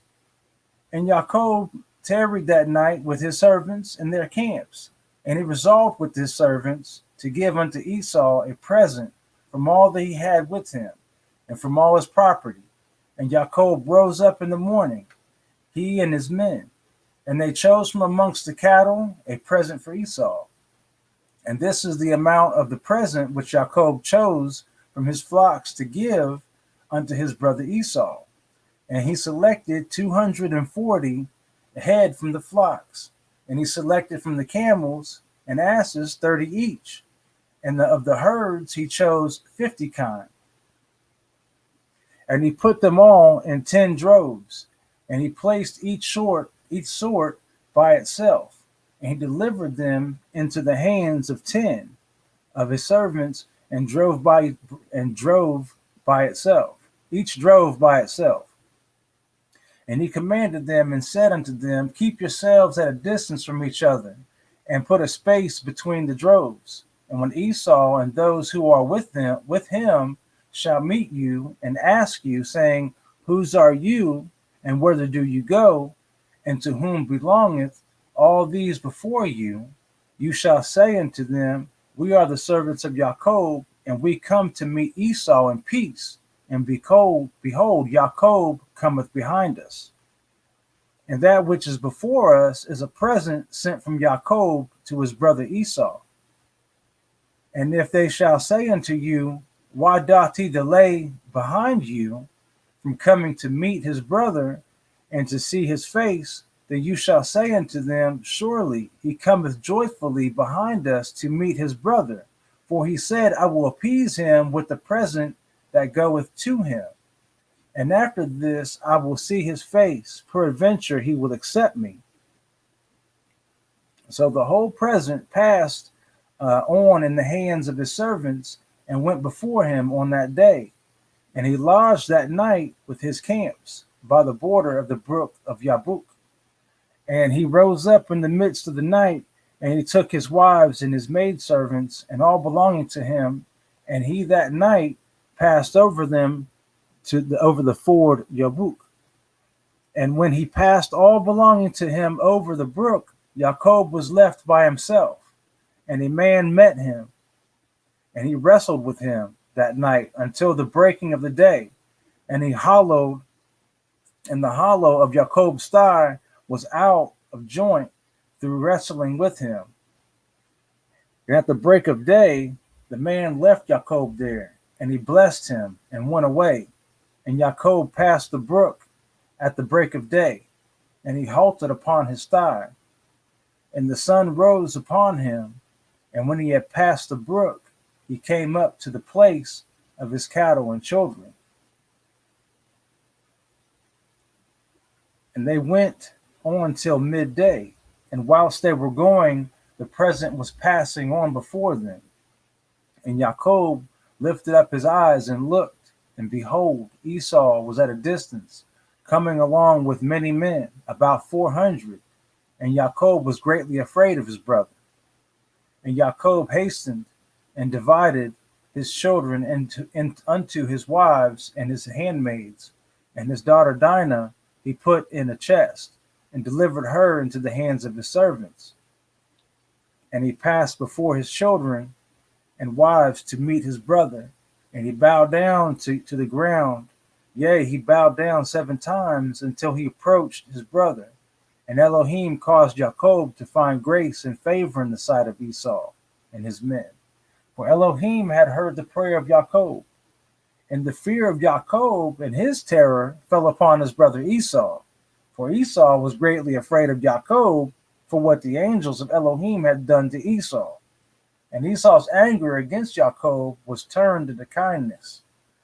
And when Esau saw Jacob running toward him, he also ran toward him, and he embraced him, and he fell upon his neck, and they kissed and wept.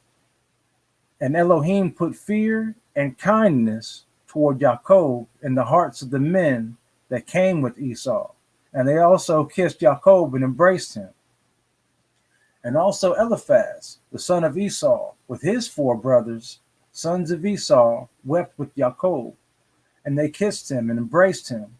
And the fear of Jacob had fell upon them all. And Esau lifted up his eyes and saw the women with their offspring, the children of Jacob, walking behind Jacob, and bowing along the road to Esau. And Esau said unto Jacob, who are these with thee, my brother? And they thy children, are they thy children? or thy servants? And Jacob answered Esau and said, They are my children, which Elohim hath graciously given to thy servant. And whilst Jacob was speaking to Esau and his men, Esau beheld the whole camp. And he said unto Jacob, Whence did thou get the whole of the camp that I met yesternight? And Jacob said, To find favor in the sight of my Adonai, it is that which Elohim graciously gave to thy servant. And the present came before Esau. And Jacob pressed Esau, saying, Take, I pray thee, the present that I have brought to my Adonai. And Esau said, Wherefore is this my purpose? Keep that which thou hast unto thyself. And Jacob said, It is incumbent upon me to give all this, since I have seen thy face, that thou still livest in peace. And Esau refused to take the present. And Jacob said unto him, I beseech thee, my Adonai, if now I have found favor in thy sight, then receive my present at my hand, for I have therefore seen thy face. And though I had seen, as though I had seen a Elohim-like face, because thou wast pleased with me. And Esau took the present. And Jacob also gave unto Esau silver and gold and bdellium, for he pressed him so much that he took them. And Esau divided the cattle that were in the camp, and he gave the half to the men who had come with him, for they had come on hire, and the other half he delivered unto the hands of his children. And the silver and the gold and bdellium he gave into the hands of Eliphaz his eldest son. And Esau said unto Jacob, Let us remain with thee, and we will go slowly along with thee until thou comest into my place with me, that we may dwell there together. And Jacob answered his brother and said, I would do as my Adonai speaketh unto me, but my Adonai knoweth that the children are tender, and the flocks and herds with their young who are with me go but slowly, for if they went swiftly, they would all die.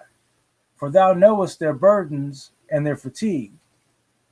Therefore, let my Adonai pass on before his servants, and I will go on slowly for the sake of the children and the flocks, until I come to my Adonai's place in Seir. And Esau said unto Jacob, I will place with thee some of the people that are with me to take care of thee in the road, and to bear thy fatigue and burden. And he said, What needeth it, my Adonai? And if I may find grace in thy sight, behold, I will come unto thee to Seir, to dwell there together, as thou hast spoken. Go thou then with thy people, for I will follow thee. And Jacob said this to Esau in order to remove Esau and his men from him, so that Jacob might afterward go to his father's house to the land of Canaan. And Esau hearkened to the voice of Jacob. And Esau returned with the 400 men that were with him on their road to Seir. And Jacob and all belonging to him went that day as far as the extremity of the land of Canaan and its borders. And he remained there some time. And then sometime after Jacob went away from the borders of the land, he came to the land of Shalem, that is the city of Shechem, which is in the land of Canaan. And he rested in front of the city, and he bought a parcel of the field which was there from the children of Hamor, the people of the land, for 5 shekels. And Jacob there built himself a house, and he pitched his tent there, and he made booths for his cattle. Therefore he called that name of that place Sukkot. And Jacob remained in Sukkot, a year and 6 months. And at that time, some of the women of the inhabitants of the land went to the city of Shechem to dance and rejoice with the daughters of the people of the city. And when they went forth. Then Rachel and Leah, the wives of Jacob, with their families, also went to behold the rejoicing of the daughters of the city. And Dinah, the daughter of Jacob, also went along with them and saw the daughters of the city. And they remained there before these daughters, whilst all the people of the city were standing by them to behold their rejoicings. And all the people of the city were there. And Shechem, the son of Hamor, the prince of the land, was also standing there to see them. And Shechem beheld Dinah, the daughter of Jacob, sitting with her mother before the daughters. One sec. There we go. And Shechem beheld Dinah, the daughter of Jacob, sitting with her mother before the daughters of the city. And the damsel pleased him greatly. And he there asked his friends and his people, saying, whose daughter is that sitting amongst the women, whom I do not know in this city? And they said unto him, surely this is the daughter of Jacob, the son of Yishak, the Hebrew, who has dwelt in this city for some time. And when it was reported that the daughters of the land were going forth to rejoice, she went with her mother and maidservants to sit amongst them, as thou seest. And Shechem beheld Dinah, the daughter of Jacob, and he looked at her, and his soul became fixed upon Dinah. And he sent and had her taken by force. And Dinah came to the house of Shechem, and he seized her forcibly, and lay with her, and humbled her. And he loved her exceedingly, and placed her in his house. And they came and told the thing unto Jacob. And when Jacob heard that Shechem had defiled his daughter Dinah, Jacob sent 12 of his servants to fetch Dinah from the house of Shechem. And they went and came to the house of Shechem to take away Dinah from there. And when they came, Shechem went out to them with his men and drove them from his house. And he would not suffer them to come before Dinah. But Shechem was sitting with Dinah, kissing and embracing her before their eyes. And the servants of Jacob came back and told him, saying, when we came, he and his men drove us away, and thus did Shechem do unto Dinah before our eyes. And Jacob knew moreover that Shechem had defiled his daughter. But he said nothing. And his sons were feeding his cattle in the field, and Jacob remained silent till their return. And before his sons came home, Jacob sent 2 maidens from his servants' daughters, to take care of Dinah in the house of Shechem, and to remain with her. And Shechem sent 3 of his friends to his father Hamor, the son of Hiddekem, the son of Pered, saying, get me this damsel for a wife. And Hamor, the son of Hiddekem, the Hivite, came to the house of Shechem his son, and he sat before him. And Hamor said unto his son Shechem, is there no woman amongst the daughters of thy people, that thou wilt take a Hebrew woman who is not of thy people? And Shechem said unto him, her only must thou get for me, for she is delightful in my sight. And Hamor did according to the word of his son, and he was greatly beloved by him. And Hamor went forth to Jacob to commune with him concerning this matter. And when he had gone from the house of his son Shechem, before he came to Jacob to speak unto him, behold, the sons of Jacob came from the field.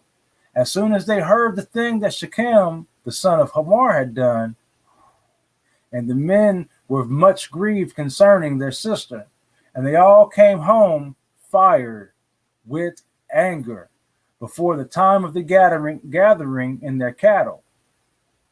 And they came and they sat before their father, and they spoke unto him, kindled with great wrath, saying, surely death is due to this man and to his household, because Yahuwah, Elohim of the whole earth, commanded Noah and his family, or in his children, that man shall never rob nor commit adultery. Now behold, Shechem has both ravaged and committed fornication with our sister. and not one of all the people of the city spoke a word to him.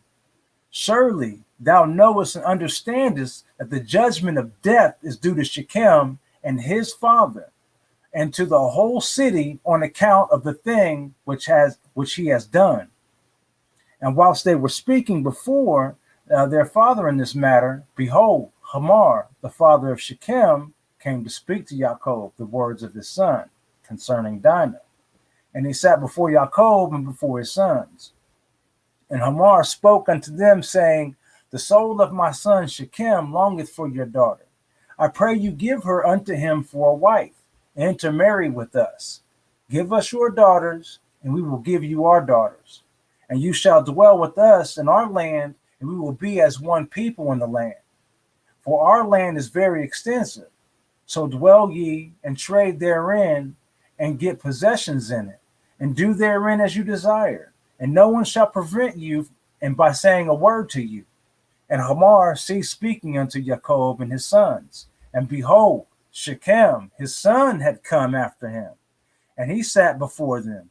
And Shechem spoke before Jacob, his sons, and his sons, saying, may I find favor in your sight, that you will give me your daughter, and whatever you say unto me, that I will do for her. Ask me for abundance of dowry and gift, and I will give it.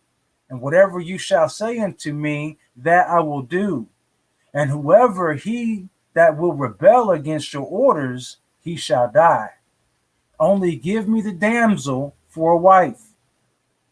And Simeon and Levi answered Hamor and Shechem, his son, deceitfully, saying, all you have spoken unto us, we will do for you. And behold, our sister is in your house, but keep away from her until we send to our father Yishak concerning this matter, for we can't do nothing without his consent. For he knoweth the ways of our father Abraham, and whatever he saith unto us, we will tell you. We will conceal nothing from you. And Simeon and Levi spoke this unto Shechem and his father in order to find a pretext, and to seek counsel what was to be done to Shechem and to his city in this matter. And when Shechem and his father heard the words of Simeon and Levi, it seemed good in their sight, and Shechem and his father came forth to go home. And when they had gone, the sons of Jacob said unto their father, saying, behold, we know that death is due to these wicked ones, to their city, because they transgressed that which Elohim had commanded unto Noah and his children and his seed after them. And also because Shechem did this thing to our sister Dinah in defiling her, for such vileness shall never be done amongst us. Now therefore know and see what you will do, and seek counsel and pretext what is to be done to them, in order to kill the inhabitants of this city. And Simeon said to them, here is proper advice for you. Tell them to circumcise every male amongst them as we are circumcised. And if they do not wish to do this, we shall take our daughter from them and go away. And if they consent to do this, we will do it. Then, when they are sunk down with pain, we will attack them with our swords, as upon one who is quiet and peaceable. And we will slay every male person amongst them. And Simeon's advice pleased them. And Simeon and Levi resolved to do unto them as it was proposed. And on the next morning, Shechem and Hamor, his father, came again unto Jacob and his sons to speak concerning Dinah, and to hear what answer the sons of Jacob would give to their words. And the sons of Jacob spoke deceitfully to them, saying, we told our father Yishak all your words, and your words pleased him. But he spoke unto us, saying, thus did Abraham his father command him from Elohim Yahuwah of the whole earth, that any man who was not of his descendants that should wish to take one of his daughters shall cause every male belonging to him to be circumcised, as we are circumcised, and then we may give him our daughter for a wife. Now we have made known to you all our ways that our father spoke unto us. For we cannot do this of which you spoke unto us, to give our daughter to an uncircumcised man, for it is a disgrace to us. But herein will we consent to you to give you our daughter, and we will also take unto ourselves your daughters, and will dwell amongst you, and be one people as you have spoken.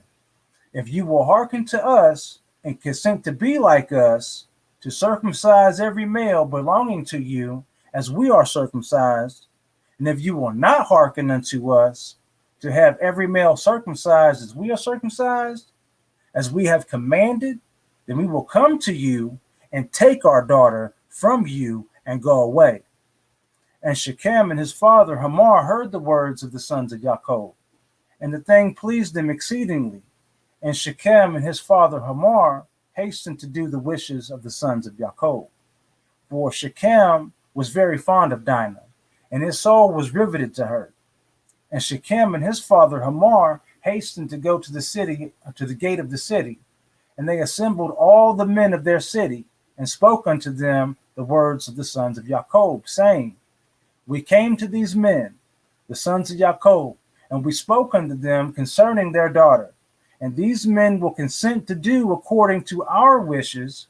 And behold, our land is of great extent for them, and they will dwell in it and trade in it.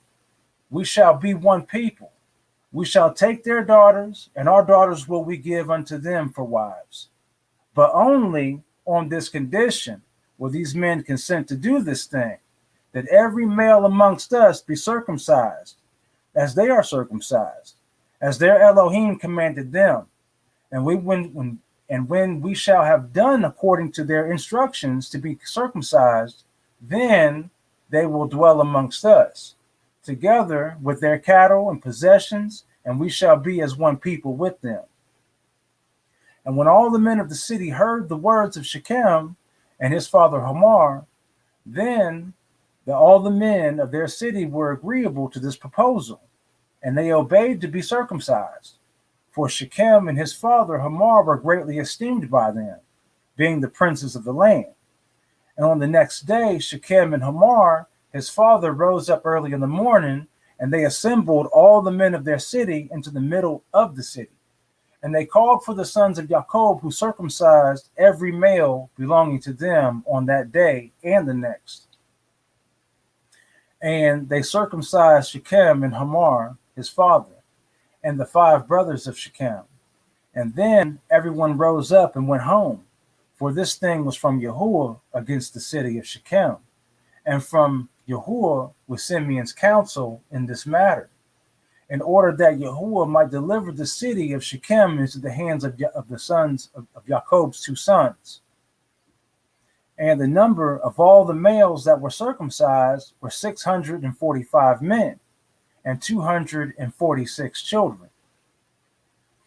But Hiddekim, son of Pered, the father of Hamor, and his 6 brothers would not listen unto Shechem and his father Hamor, and they would not be circumcised, for the proposal of the sons of Jacob was loathsome in their sight, and their anger was greatly roused at this, and the people of the city had not hearkened to them. And in the evening of the 2nd day, they found 8 small children who had not been circumcised, for their mothers had concealed them from Shechem and his father Hamor, and from the men of the city. And Shechem and his father Hamor sent to have them brought before them to be circumcised, when Hiddekim and his 6 brothers sprang at them with their swords, and sought to slay them.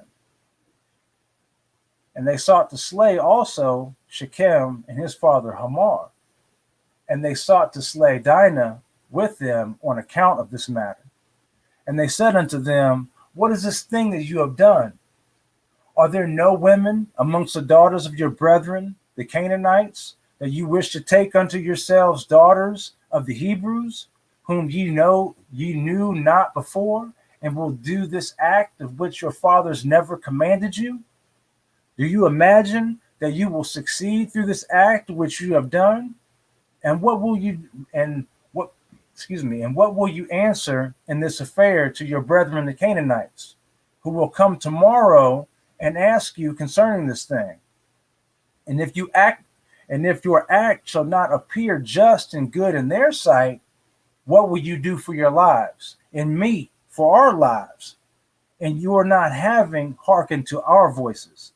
And if the inhabitants of the land and all your brethren, the children of Ham, shall hear of your act, saying, on account of a Hebrew woman did Shechem and Hamor his father, and all the inhabitants of the city, do that which they had been unacquainted, and which their ancestors never commanded them.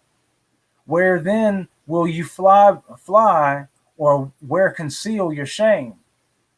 Or, okay, let's read that one more time. Where then will you fly, or where conceal your shame? Or all your days before your brethren, the inhabitants of the land of Canaan? Now, therefore, we cannot bear up against this thing which you have done, neither can we be burdened with this yoke upon us, which our ancestors did not command us. Behold, tomorrow we will go and assemble all our brethren, the Canaanitish brethren who dwell in the land, and we will come and smite you and all those who trust in you, that there shall not be a remnant left from you or them. And when Hamor and his son Shechem and all the people of the city heard the words of Hiddekim and his brothers, they were terribly afraid of their lives at their words, and they repented on what they had done. And Shechem and his father Hamor answered their father Hiddekim and his brethren, and they said unto them, all the words which you spoke unto us are true. Now do not say nor imagine in your hearts that on account of the love of the Hebrews we did this thing that our ancestors did not command us, but because we saw that it was not their intention and desire to accede to our wishes concerning their daughter as to our taking her, except on this condition. So we hearkened to their voices and did this act in which you saw, in order to obtain our desire from them. And when we shall have obtained our request from them, we will then return to them and do unto them that which you say unto us. We beseech you to wait and tarry until our flesh shall be healed, and we again become strong. And we will then go together against them, and do unto them that which is in your heart and in ours. And Dinah, the daughter of Jacob, heard all these words which Hiddekim and his brothers had spoken. And when Hamor and his sons Shechem and the people of their city had answered them, and she hastened and sent one of her maidens that her father had sent to take care of her in the house of Shechem to Jacob, to her father and her brethren, saying, thus did Hiddekim and his brothers advise concerning you. And thus did Hamor and Shechem and the people of the city answer them.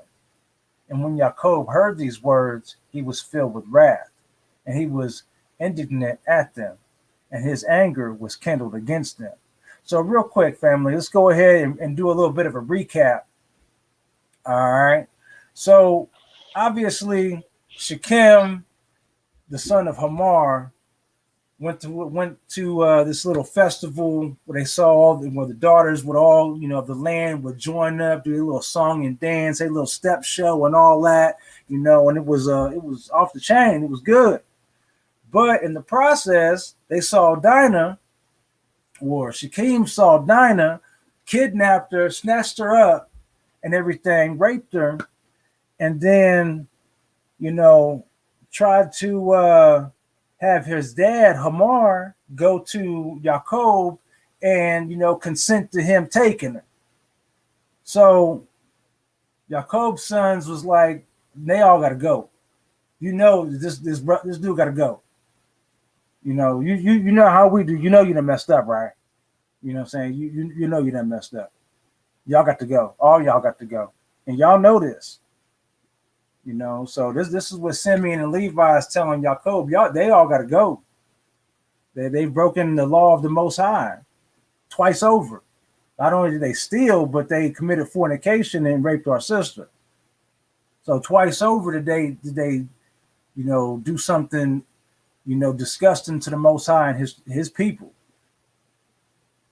So, and then once they went ahead and talked him into it, to the circumcision thing, Simeon was like, look, we're just going to circumcise everybody, and while they're still trying to recoup and their skin is sore, then we're going to go ahead and kill everybody. So Jacob's kids is on point with that plan. So in the process, we see Hamar and his son, talking to Hiddekim, which is Hamar's dad, Shekem's granddad. Hiddekim and his brothers were mad, real mad. They said we're gonna go tell the rest of the Canaanites are in the land that y'all done tucked tail and did something, performed a custom that is not our custom. And if they want to, if the rest of them want to take y'all out, you know what I'm saying, that's going to be on y'all. But do you even realize that y'all have put us in jeopardy? So this is some stuff right here to where it's like, I could have sworn, correct me if I'm wrong, family. All right, did Noah not teach circumcision? Family? I thought Noah taught circumcision.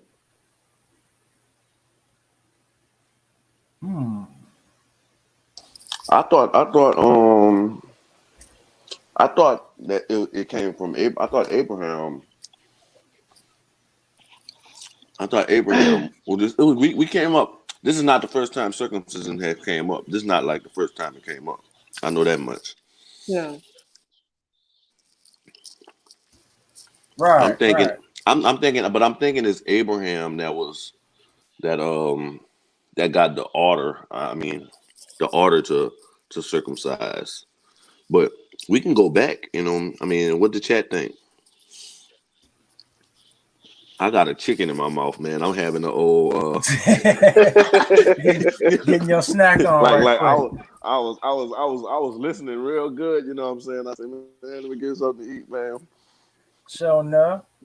But the Hiddekim, he's saying that Ham, their father, their patriarch of the Cushites, Canaanites, Ham didn't pass down this tradition of circumcision. Right. But it's these Shemites that okay. Auntie Cam too is saying yes, it was Abraham. So Abraham started the circumcision, and it was a practice that wasn't known by Ham and them. Even though Ham came way before Abraham, but regardless, it wasn't a practice that the Hamites, and his descendants practiced. It didn't come around till Abraham.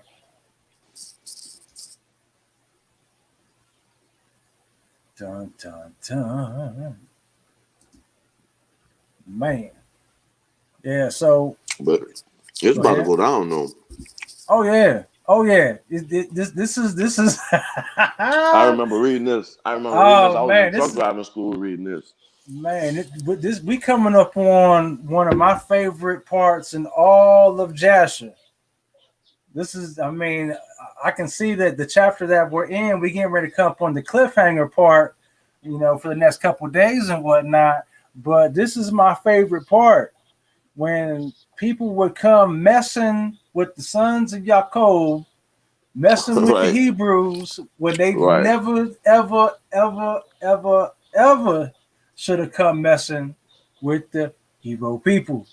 They never Right. should have come messing with the Hebrews.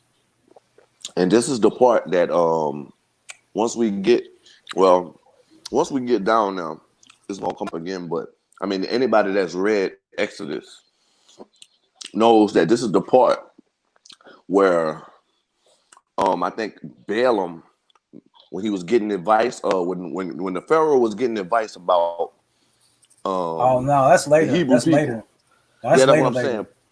No, but I'm saying Balaam mentioned this part. Remember, Balaam mentioned when they Oh was trying yeah, to get rid of him.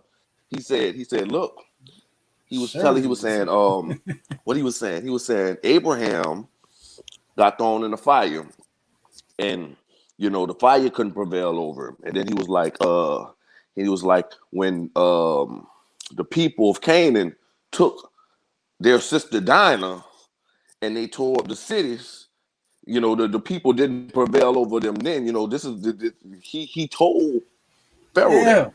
Yeah, He yeah. told Pharaoh that. All these spoilers. Yeah, yeah, right. Yeah, I'm trying. You see, I'm trying to say it and not spoil it. You know what I mean? I'm But trying to sell it, oh man, you but I throwing the mean, confetti all out there and everything. Like, like spoiler alert, we about to celebrate. yeah, it's hard not to spoil it. When you're trying to make a point. So no. Maybe Shem was the only son of Noah that obeyed the circumcision. Hmm. Hmm. That sounds pretty good and close. All right. Right, So in this recap, we're seeing that Hiddekim tried to come to Hamar and Shechem and threaten them with Rungo telling the rest of the Canaanite tribes that y'all done started taking on these Hebrew traditions that we don't do, and they all want to come back here, and we all gonna come back here, and we're gonna kill y'all. And Hamar was like, well, we knew that they really didn't want to agree with us, but we only did this so we can get the girl from them. But once we heal up, right, we want to go ahead and do to them what you say y'all was going to do to us. So we already thought about this. Don't run go tell nobody. So right, they and try to pull a little double cross right there. right, and not knowing that Levi and Simeon already got a cake baked already. Oh man, they got more than that. But so let's see here. Right here they're saying so, but Dinah heard, what heard this right here, and this goes back to what Sis was saying. Ain't it funny how the women always keep their hair to the ground, and they always, Right, right, right, oh goodness. So she went ahead and sent, The one streets of is the, listening.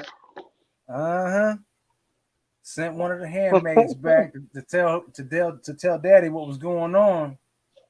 And so when Dad found out, she got the drop. ooh, oh man.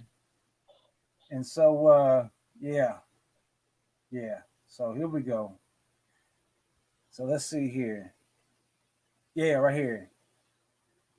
And his anger was kindled against them. So Simeon and Levi swore and said, as Yahuwah liveth, the Elohim of the whole earth, by this time tomorrow there shall not be a remnant left of the whole city.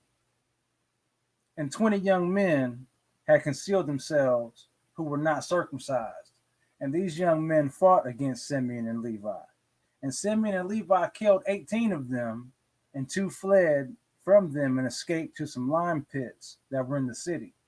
And Simeon and Levi sought for them, but could not find them. And Simeon and Levi continued to go about in the city, and they killed all the people of the city at the edge of the sword, and they left none remaining. And there was a great consternation in the midst of the city, and the cry of the people of the city ascended to heaven, and all the women and children cried aloud. And Simeon and Levi slew all the city, and they left not a male remaining in the whole city. and they slew Hamor and Shechem, his son, at the edge of the sword, and they brought away Dinah from the house of Shechem, and they went from there. And the sons of Jacob went and returned and came upon the slain and spoiled all their property which was in the city and the field. And whilst they were taking the spoil, 300 men stood up and threw dust at them and struck them with stones. And when Simeon turned to them, he slew them with the edge of the sword. And Simeon turned before Levi and came into the city. And they took away their sheep and their oxen and their cattle, and also the remainder of the women and little ones. And they led all these away. And they opened a gate and went out and came unto their father Jacob with vigor. And when Jacob saw all that they had done to the city and saw the spoil that they took from them, Jacob was very angry with them. And Jacob said unto them, what is this that you have done to me? Behold, I obtained rest among the Canaanites, or the Canaanites, and the inhabitants of the land, and none of them meddled with me. And now you have done to make me obnoxious to the inhabitants, of the land, and amongst the Canaanites and the Perizzites, and I am but of a small number, and they will all assemble against me and slay me. And when they hear of your work with their brethren, and I and my household will be destroyed. And Simeon and Levi and all their brothers with them answered their father Jacob and said unto him, behold, we live in the land, and shall Shechem do this to our sister? Why art thou silent at all that Shechem has done? And shall he deal with our sister as with a harlot in the streets? And the number of women whom Simeon and Levi took captives from the city of Shechem, whom they did not slay, was 85, who had not known man. And amongst them was a young damsel of beautiful appearance and well favored, whose name was Banah. And Simeon took her for a wife. And the number of the males which they took captives and did not slay was 47 men, and the rest they slew. And all the young men and women that Simeon and Levi had taken captives from the city of Shechem were servants to the sons of Jacob, and to their children after them, until the day of the sons of Jacob going forth from the land of Egypt. And when Simeon and Levi had gone forth from the city, the two young men that were left, who had concealed themselves in the city, did not die amongst the people of the city. They rose up, and these young men went into the city and walked about in it, and found the city desolate without man, and only women weeping. And these young men cried out and said, behold, this is the evil which the sons of Jacob, the Hebrew, did unto this city, and their having this day destroyed one of the Canaanite cities, and were not afraid of their lives, of all the land of Canaan. And these men left the city and went to the city of Tapnach. And they came there and told the inhabitants of Tapnach all that had befallen them, and all the sons of Jacob had done to the city of Shechem.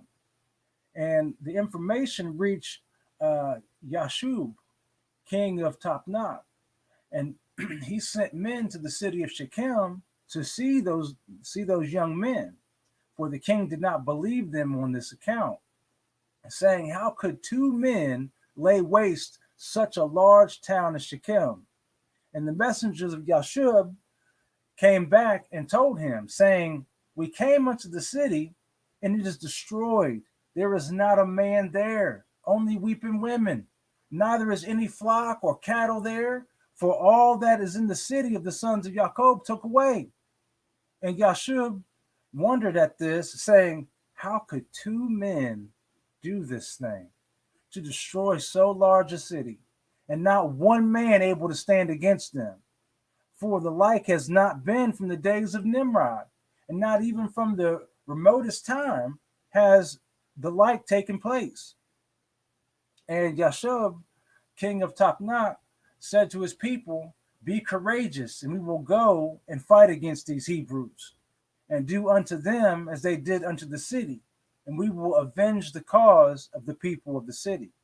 And Yashub, king of Tapnach, consulted with his counselors about this matter, and his advisors said unto him, alone thou wilt not prevail over the Hebrews, for they must be powerful to do this work to the whole city.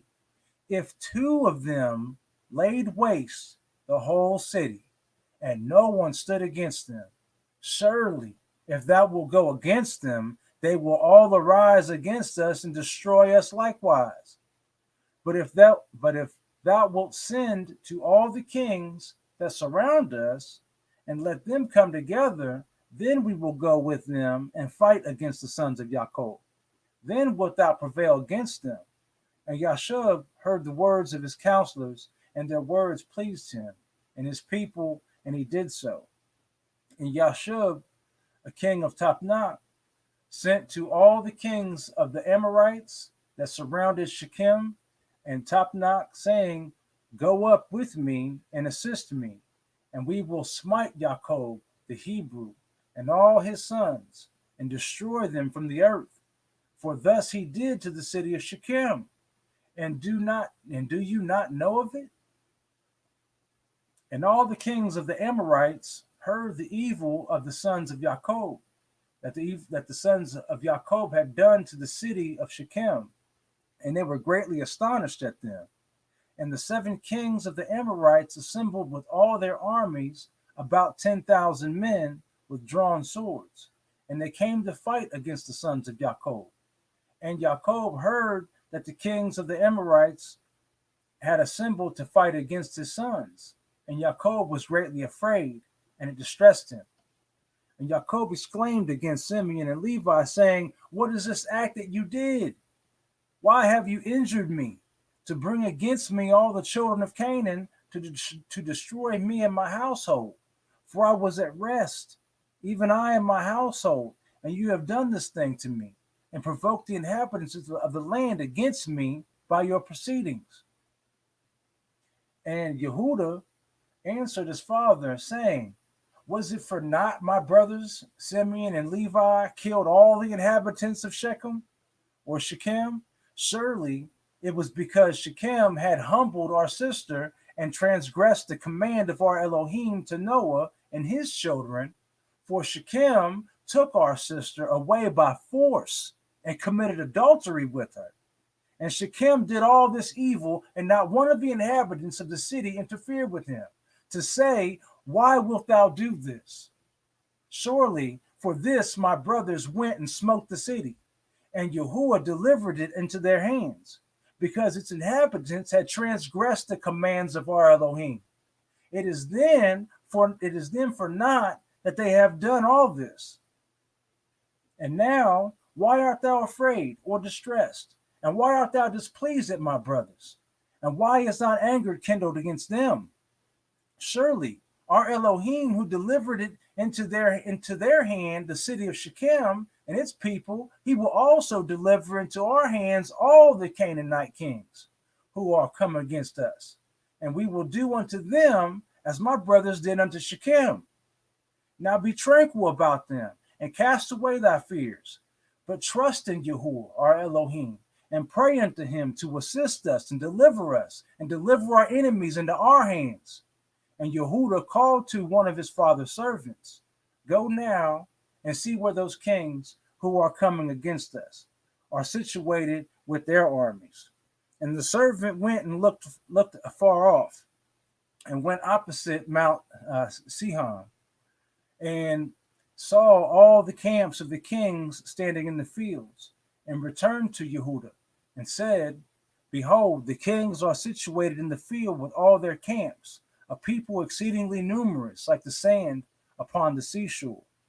And Yehuda said unto Simeon and Levi, unto all his brothers, strengthen yourselves, and be sons of valor, for Yahuwah our Elohim is with us. Do not fear them.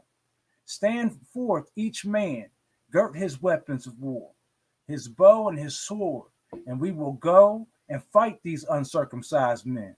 Yahuwah is our Elohim. He will save us. And they rose up, and each girt on his weapons of war, and great and small, 11 sons of Jacob, and all the servants of Jacob with them, and all the servants of Yishak who were with Yishak in Hebron, and all came to them equipped in all sorts of war instruments. And the sons of Jacob and their servants, being 112 men, went towards these kings, and Jacob also went with them.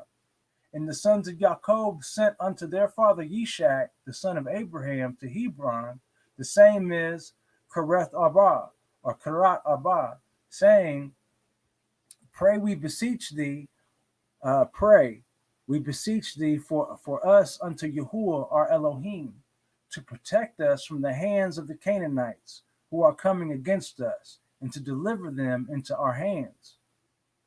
And Yishak, the son of Abraham, prayed unto Yahuwah for his sons, and he said, O Yahuwah Elohim, thou didst promise my father, saying, I will multiply thy seed as the stars of heaven. And thou didst also promise me and establish that thou thy word. Now that the kings of Canaan are coming together to make war with my children, because they committed no violence. Now, therefore, O Yahuwah Elohim, Elohim of the whole earth, pervert, I pray thee, the counsel of these kings, that they may not fight against my sons, and impress the hearts of these kings and their people with terror of my sons, and bring down their pride, and that they may turn away from my sons. And with thy strong hand and outstretched arm deliver my sons and their servants from them, for power and might are in thy hands to do all this. And the sons of Jacob and their servants went toward these kings, and they trusted in Yahuwah, their Elohim. And whilst they were going, Jacob, their father, also prayed unto Yahuwah and said, O Yahuwah Elohim, powerful and exalted Elohim, who is resigned from days of old, who has reigned, from days of old, from thence till now and forever. Thou art he who stirreth up wars, and causeth them all to cease, In thy hand are power and might to exalt and to bring down. O my power, or my prayer be accepted before thee, that thou mayest turn to me with thy mercies, to impress the hearts of these kings and their people with the terror of my sons, and terrify them and their camps, and with thy great kindness deliver all those that trust in thee. For it is thou who canst bring people under us, and reduce nation under our power, or reduce nations unto our power. And all the kings of the Amorites came and took their stand in the field to consult with their counselors what was to be done with the sons of Jacob, for they were still afraid of them, saying, Behold, 2 of them slew the whole city of Shechem. And Yahuwah heard the prayers of Yishak and Jacob, and he filled the hearts of these kings as visors with great fear and terror, that they unanimously exclaimed, Are you silly this day? Or is there no understanding in you, that you will fight with the Hebrews? And why will you take a delight in your own destruction this day? Behold, 2 of them came to the city of Shechem without fear or terror. They killed all the inhabitants of the city, that no man stood up against them. And how will you be able to fight with them all? Surely you know of their Elohim is exceedingly fond of them, and has done mighty things for them, such as have not been done from days of old, and amongst all the gods of nations. There is none can do like unto his mighty deeds. Surely he delivered their father Abraham, the Hebrew, from the hand of Nimrod, and from the hand of all his people who had many times sought to slay him. He delivered him also from the fire in which King Nimrod had cast him, and his Elohim delivered him from it. And who else can do the like? Surely it was Abraham who slew the 5 kings of Elam, when they had touched his brother's son, who in those days dwelt in Sodom. and took his servant that was faithful in his house and a few of his men, and they pursued the kings of Elam in one night and killed them, and restored to his brother's son all his property which they had taken from him. And surely you know the Elohim of these Hebrews is much delighted with them, and they are also delighted with him, for they know that he delivered them from all their enemies. And behold, through his love toward his Elohim, Abraham took his only and precious son and intended to bring him up as a burnt offering to his Elohim. And it had not been for Elohim who prevented him from doing this, he would have done it through his love to his Elohim. And Elohim saw all his works and swore unto him and promised him that he would deliver his sons and all his seed from every trouble that will befall them, because he had done this thing, and through his love to his Elohim stifled his compassion for his child. And have you not heard what their Elohim did to Pharaoh, king of Egypt, and Abimelech, king of Gerar, through taking Abraham's wife, who said of her, she is my sister, lest they might slay him on account of her, and think of taking her for a wife. And Elohim did unto them and their people all that you heard of. And behold, we ourselves saw with our eyes that Esau, the brother of Jacob, came to him with 400 men, with the intentions of slaying him, for he called to mind that he had taken away from him his father's blessing. And he went to meet him. And when he came from Syria to smite the mother with the children, and who delivered him from his hands, but his Elohim whom he trusted, he delivered him from the hand of his brother, and also from the hands of his enemies. And surely he again will protect them. Who does not know that it was their Elohim who inspired them with strength to do to the town of Shechem the evil which you heard of? Could it then be with their own strength that two men could destroy such a large city as Shechem, had it not been for their Elohim in whom they trusted? He said and did unto them all this to slay the inhabitants of the city in their city. And can you then prevail over them who have come forth together from your city to fight with the whole of them, even if 1,000 times as many more should come to your assistance? Surely you know and understand that you do not come to fight with them, but you come to war with their Elohim who made choice of them. And you have therefore all come this day to be destroyed. Now, therefore, refrain from this evil, which you are endeavoring to bring upon yourselves, and it will be better for you not to go to battle with them, although they are but few in numbers, because their Elohim is with them. And when the kings of the Amorites heard all the words of their advisors, their hearts were filled with terror, and they were afraid of the sons of Jacob, and would not fight against them. And they inclined their ears to the words of their advisors, and they listened to all their words. And the words of the counselors greatly pleased the kings, and they did so. And the kings turned and refrained from the sons of Jacob, for they durst not approach them to make war with them, for they were greatly afraid of them, and their hearts melted within them from their fear of them. For this proceeded from Yahuwah to them, for he heard the prayers of his servants Yishak and Jacob, for they trusted in him. And all these kings returned with their camps on that day, each to his own city, and they did not at that time fight with the sons of Jacob. And the sons of Jacob kept their station that day until evening opposite Mount Sihon. And seeing that these kings did not come to fight against them, the sons of Jacob returned home. So, family, I love that. I told you we're going to stop right there for right now at our little cliffhanger spot. But I told you, I love reading that part. I love reading this part in Jasher, and every single part where people are like, surely you know that their Elohim is with them.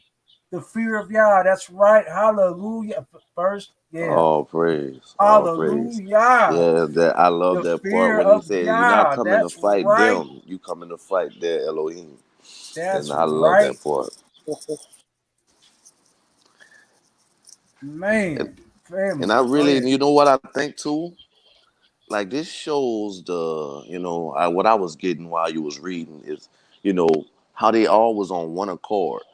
You know, I mean, because at this time in the script, they're the only Hebrews. You know what I mean? At this point, you know what I mean? They're the only ones. So for them to come together and be on one accord, that's powerful. You know what I mean? Like, and that's what they were standing. They were standing on the promises of Yah. They were standing on, when Judah spoke, when Judah started speaking to his father, he was really, like, and that's that part that I love about Judah. That sometimes, like, when we get deeper into the script, we're gonna see that Judah had his faults, but Judah always was there to speak just that some simple wisdom from Yah. You know what I mean?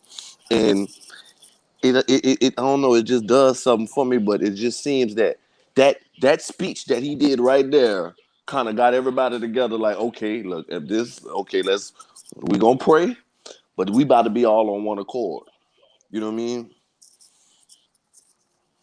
I don't know if I would say all in one accord. I think that they just they agreed because at first you see that there was hesitation. Well, why'd y'all go out there and do all this? I've been over here chilling Right, and ain't right, had no right, problems, and y'all went over there and started up some mess, and I'm in retirement. I wouldn't. I ain't agree to all this. right, right, So, right, but when the stuff all hit the fan, it was like, well, they're here. Okay, I don't agree with what y'all did, but I got y'all back. You understand what I'm saying? So it wasn't that again, like they all agreed to fight for what was right when right, it or um but they didn't agree how they got there. Well, I think it's important for all of us to hearken to what Yehuda said. What Judah was like. Not only it wasn't only Judah, but Simeon and Levi Hmm.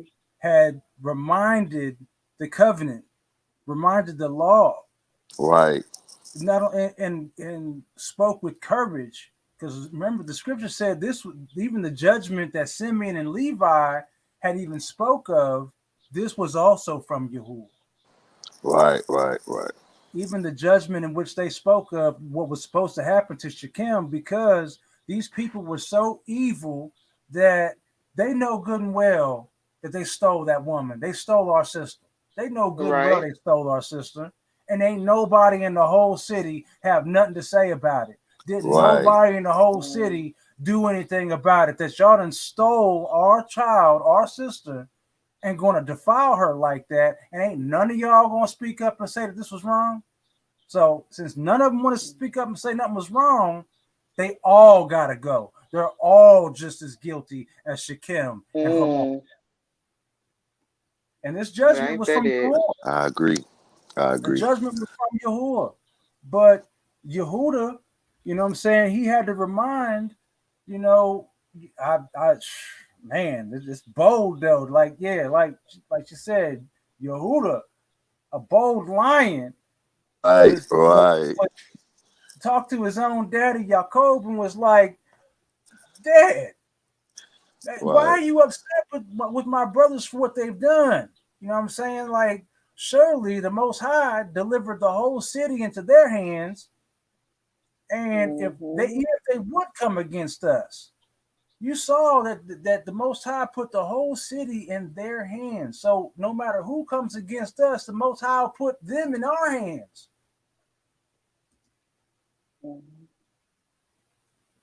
So I I think that mean, was the turning point there mm-hmm. That because pep rally was he already important. let you know he had that retired man's attitude. He was in a real restful place, been at peace for a right, very long time.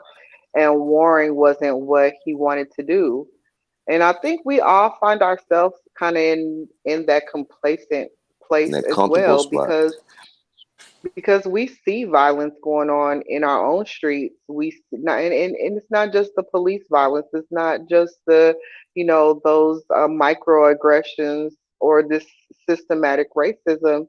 It's it's even between our own people. We see the robbing, the killing, the stealing, and we just don't say nothing. We don't do nothing.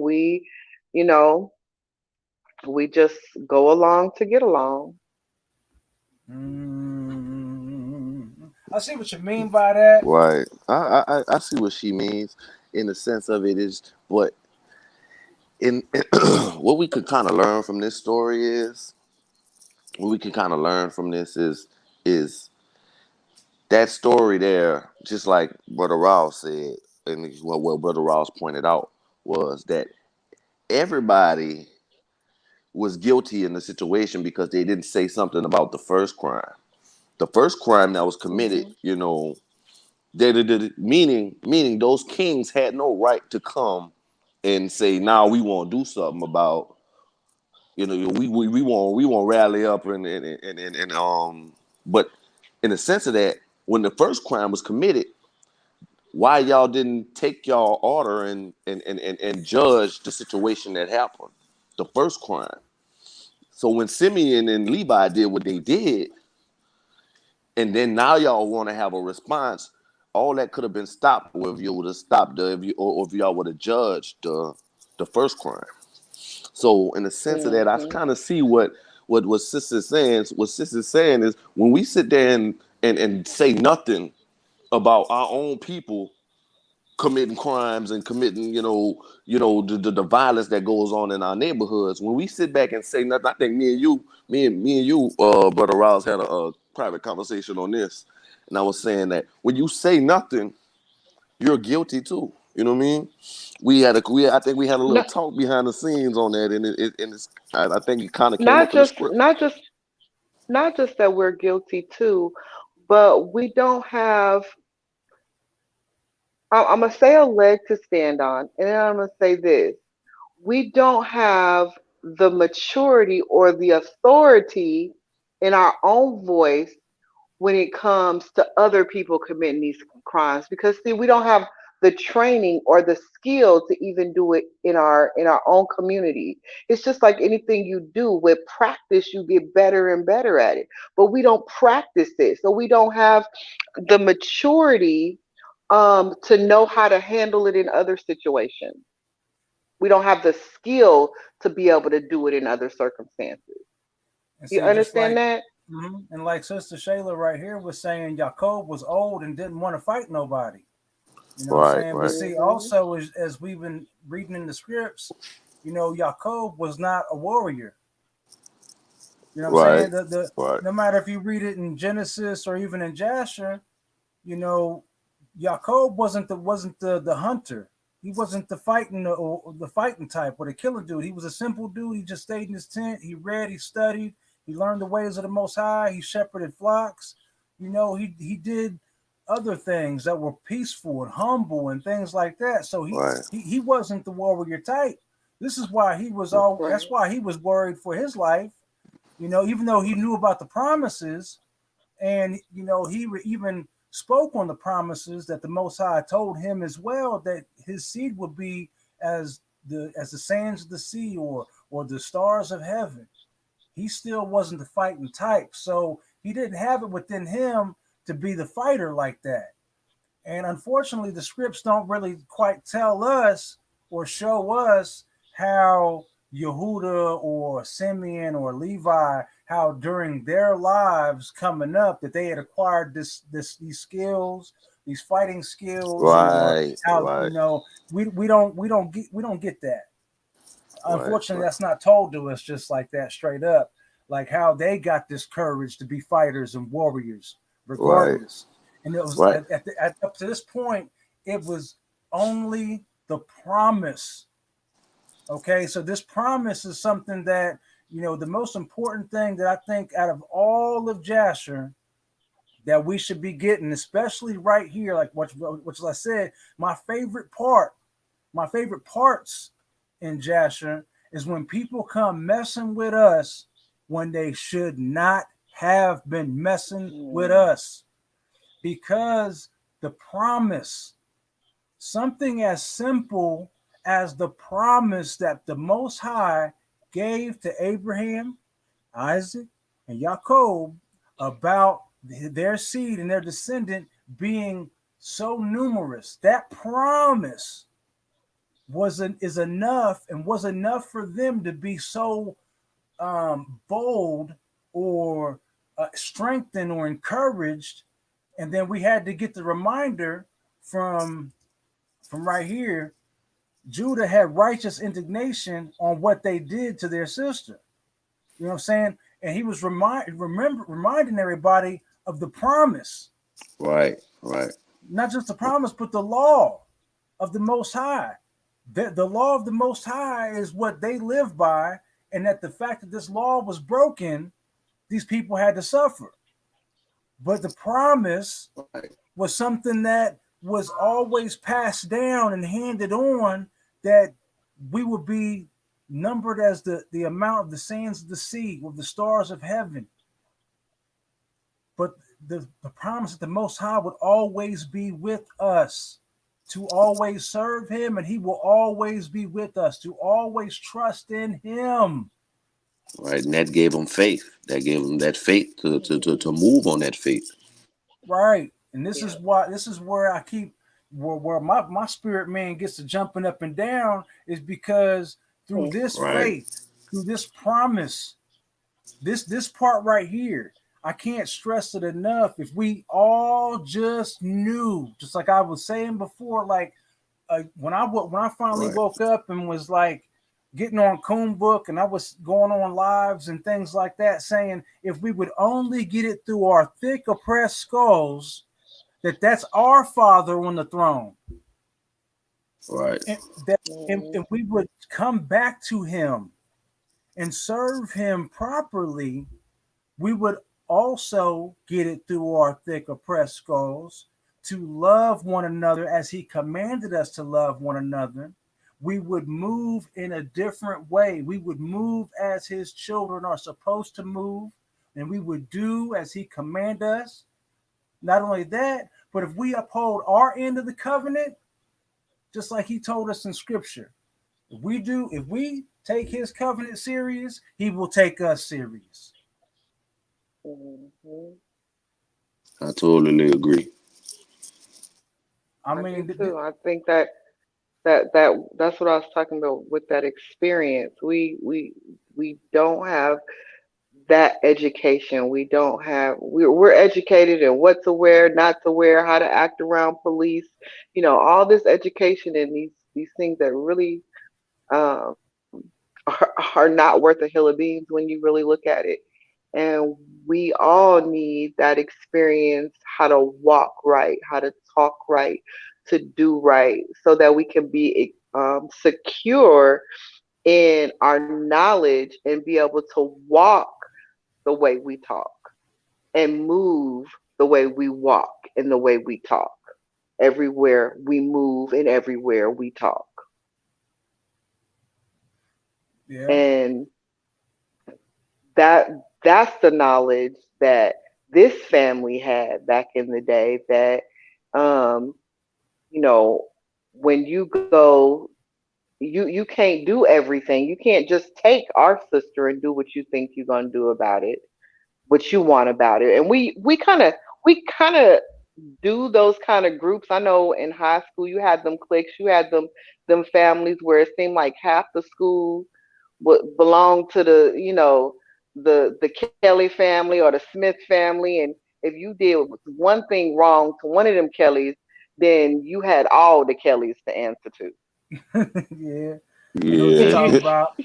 We yeah, I know what you're talking about. I know. Yeah, we got a couple of them families back in my hometown. You know what I'm saying? Like, oh goodness, yeah, yeah, and I think it's an understanding, and once we find our groove and find our niche, I see it coming, and I see in different places, YouTube channels. I see it growing. I see it even growing in my own self, how I move and how I talk and what I allow to be around me or what I allow to enter into my home. I'm firming up, you know, uh, my borders, so to speak, or my walls, because I don't want to allow things in my life that are not good for my life. And I think by doing that, I'm adding, those pieces of armor that's going to help me moving forward because I don't see, I definitely don't see us going back to normal. And I don't want to participate in what they're calling the new normal. So, you know, I, I really have to surround myself with like-minded people because there's something else going on here, y'all. I don't know if I'm the only one seeing that, but definitely things are they don't look nothing like they did a year ago. In 1 year, we have just seen so many things change. Or is that just my imagination? No, no, but see, there's something that goes right along with all this, you know, and like I keep saying, we got to heal our hoods.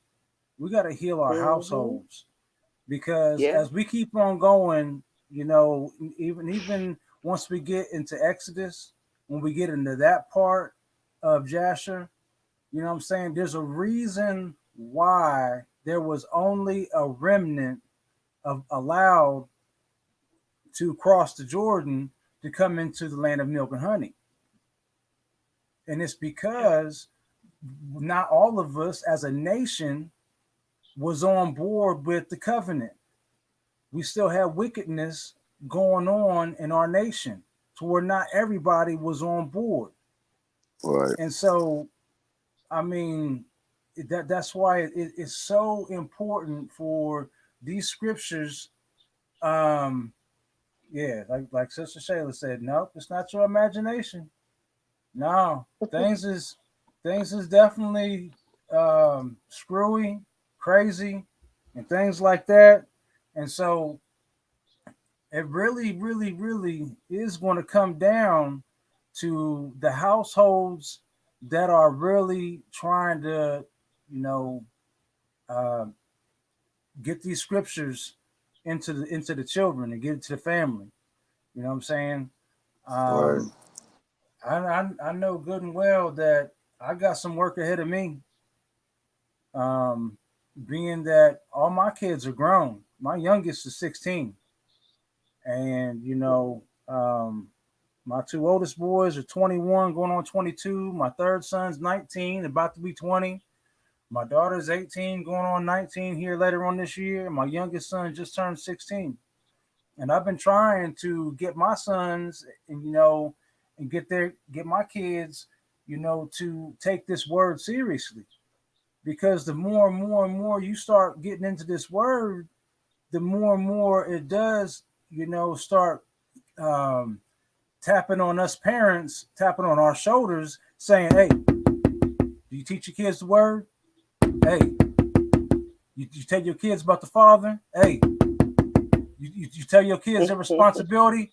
Hey, are you handling your responsibility as a parent? Hey, are you Yep. training your child up properly? Hey, I mean, seriously, the Right. more Right. and it is kind of scary. I'm keeping normal with y'all, family. It's kind of scary. It's Right. kind of And scary. It's not kinda. It really is. Yeah. It's not and kinda. and It's really and scary. in a way, when you look at the scripts too, just from this story too, you kind of see, you know, like why we should want to have right and raise our children righteously in the word. Because you see how we were sitting there talking about how Jacob was. Well, he was peaceful in this. He didn't want his. He was comfortable. He was kind of letting it. He was in a. I'm gonna let this slide kind of state. You know what I mean? But his children said, "Nah, this is wrong. This is wrong. Up until this is wrong according to the Most High. This is wrong." And I kind of get something from that because it's like when you sit there and think about it, when we're trying to do these things and what's going to happen when what I'm saying, like we in this awakening right now. Say um, we're all raising our children in to go in these right directions now, or they come to their awakening and they raise their children. We're going to start to see this thing happen again. You know what I'm saying? Being with the kids. You know what I'm saying? Not the kids I won't call them kids because I don't know if they kids at this point. You know what I mean? But they're speaking. You know what I'm saying? And even sometimes I had to catch myself with my daughter. You know what I'm saying? Like I said, my first 5 years I had my awakening in 2015. But the first 5 years of my life was when my daughter was, she saw a lot. I would just put it that way. But just being from because she's 10. The first 5 years of her life, I was lost. The second, these other half has done so much for her to where sometimes I have to catch myself and she'll jump up just like how, and she'll just say something that'll just be like, "Who are you? You my child?" You know what I'm saying? Like, but in the sense of that, or she'll say something like, because all last month she kept reminding me about Purim. Daddy, when is Purim? When is Purim? Where's Purim? Because we don't celebrate no other holidays. You know what I mean?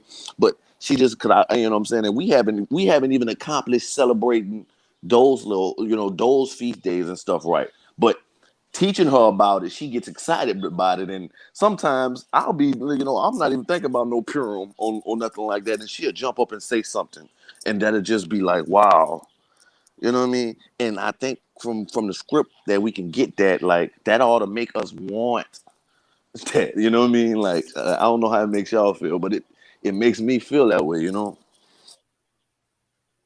Yeah, I'm. Sheila, I definitely agree, Sheila. I have a 22-year-old and a 17-year-old, and they really looking at me like mom has lost her mind.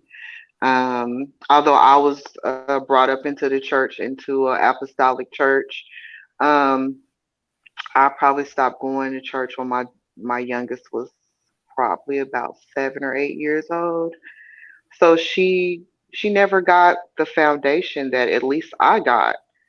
Um, so honestly, I she is a self-proclaimed atheist. So um, I feel I feel bad about um not bringing her up better. I feel upset with myself for not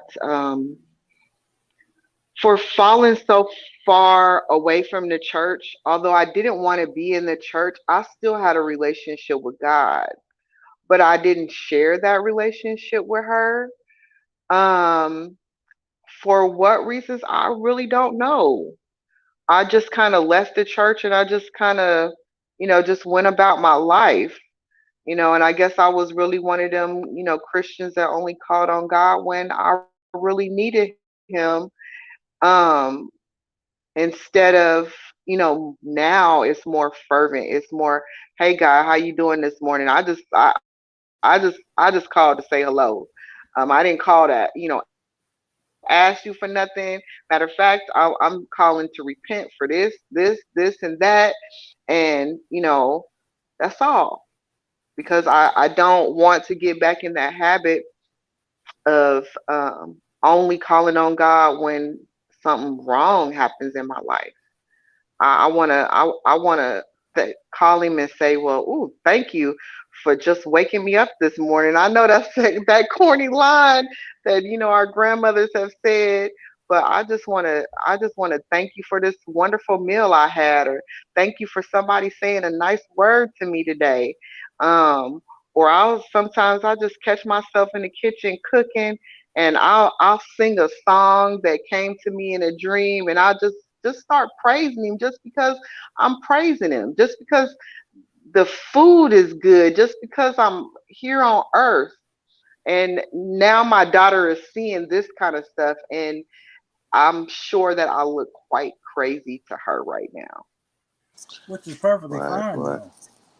Honestly, we got to do something.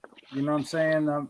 I I'm trying to be careful with this because um, as much as I stress the urgency of um, healing our hoods, healing our houses, and these things here, and trying to um, get our kids hip. You know, when we look back at even the Second Testament scriptures that Yahushua was saying about, think not that I came to bring peace, but a sword, and this sword is going to divide households. And when we look at these last days and times, some of the other things that um, is told to us is going to happen these last days and times, that we're going to have, you know, children that's going to turn against their parents. So I'm trying to be careful on this because this is man, it's pivotal, family. It Yeah, really but I is. I but I understand that part, but what I don't want to feel like is that I'm the one driving the wedge. no, but look, Some from time to time I feel like it's me that's driving the wedge between me and my child, not the Most High doing that. And that's what I don't think I can forgive myself for. How can I approach this situation? I've been me all my life. I'm a very outspoken person. I've always been very truthful and honest with my kids. So now I just feel like I almost have to tiptoe around trying to bring you around because I've actually waited to the last minute, and I don't want to drive that wedge between me and my daughter. I don't want to drive that wedge between me and my family, but or I want to say I don't want to feel like it's me doing it. I want to know that the Most High is separating these people from me, and it's not something that I'm subconsciously doing myself. Right, and that's the yeah, part can I'm trying to be very careful about. yeah, can I say something Because though? go ahead, family. Because y'all know we always have these conversations behind, and I just want to remind y'all just a little bit on that. That y'all this ain't no secret about my age. Y'all know my age. I'm 29. So what I'm saying is, I just told y'all I've only been on this walk 5 years. I was awakened in 2015. I'm 29 years old. So that means I was right at about around maybe 25, 24 when I got my awakening. So what I'm saying, in the sense of it, sis, it's not, she can claim she an atheist now, but it's not over for her. The Most High still has. It's not over for her. I grew up in the same generation of the craziness, the foolishness, sometimes of our generation, just the not caringness, the just the in the sense of it. I didn't go to church my whole life. I would be lying to y'all up here through my teeth if I told y'all that I went to church my whole life. That's not it, And and honestly, coming to my awakening, I had to rethink and teach myself. I had to go back and get in a book and reteach myself. But in the sense of it, it's not over for. It's not over for these. Everybody has their own walk, and the Most High is he. The Most High, I know this for a fact. He is going to take them through their own walk. Even though, like I said, I could raise my child, you know, apostolic if I wanted to. You know what I mean? If I want, you know what I'm saying? But that doesn't mean that she's not going to still have her own trial. She can leave my house and go be wild. You know what I mean? But I have faith that the Most High will always call her back to like the script say. call her back to the God of her father, you know. And I think that in the sense of it, that I wouldn't be too much worried about it. I would just pray for them, like they said in the chat, just pray and keep it rolling. Because mine, I live 25 years of destruction.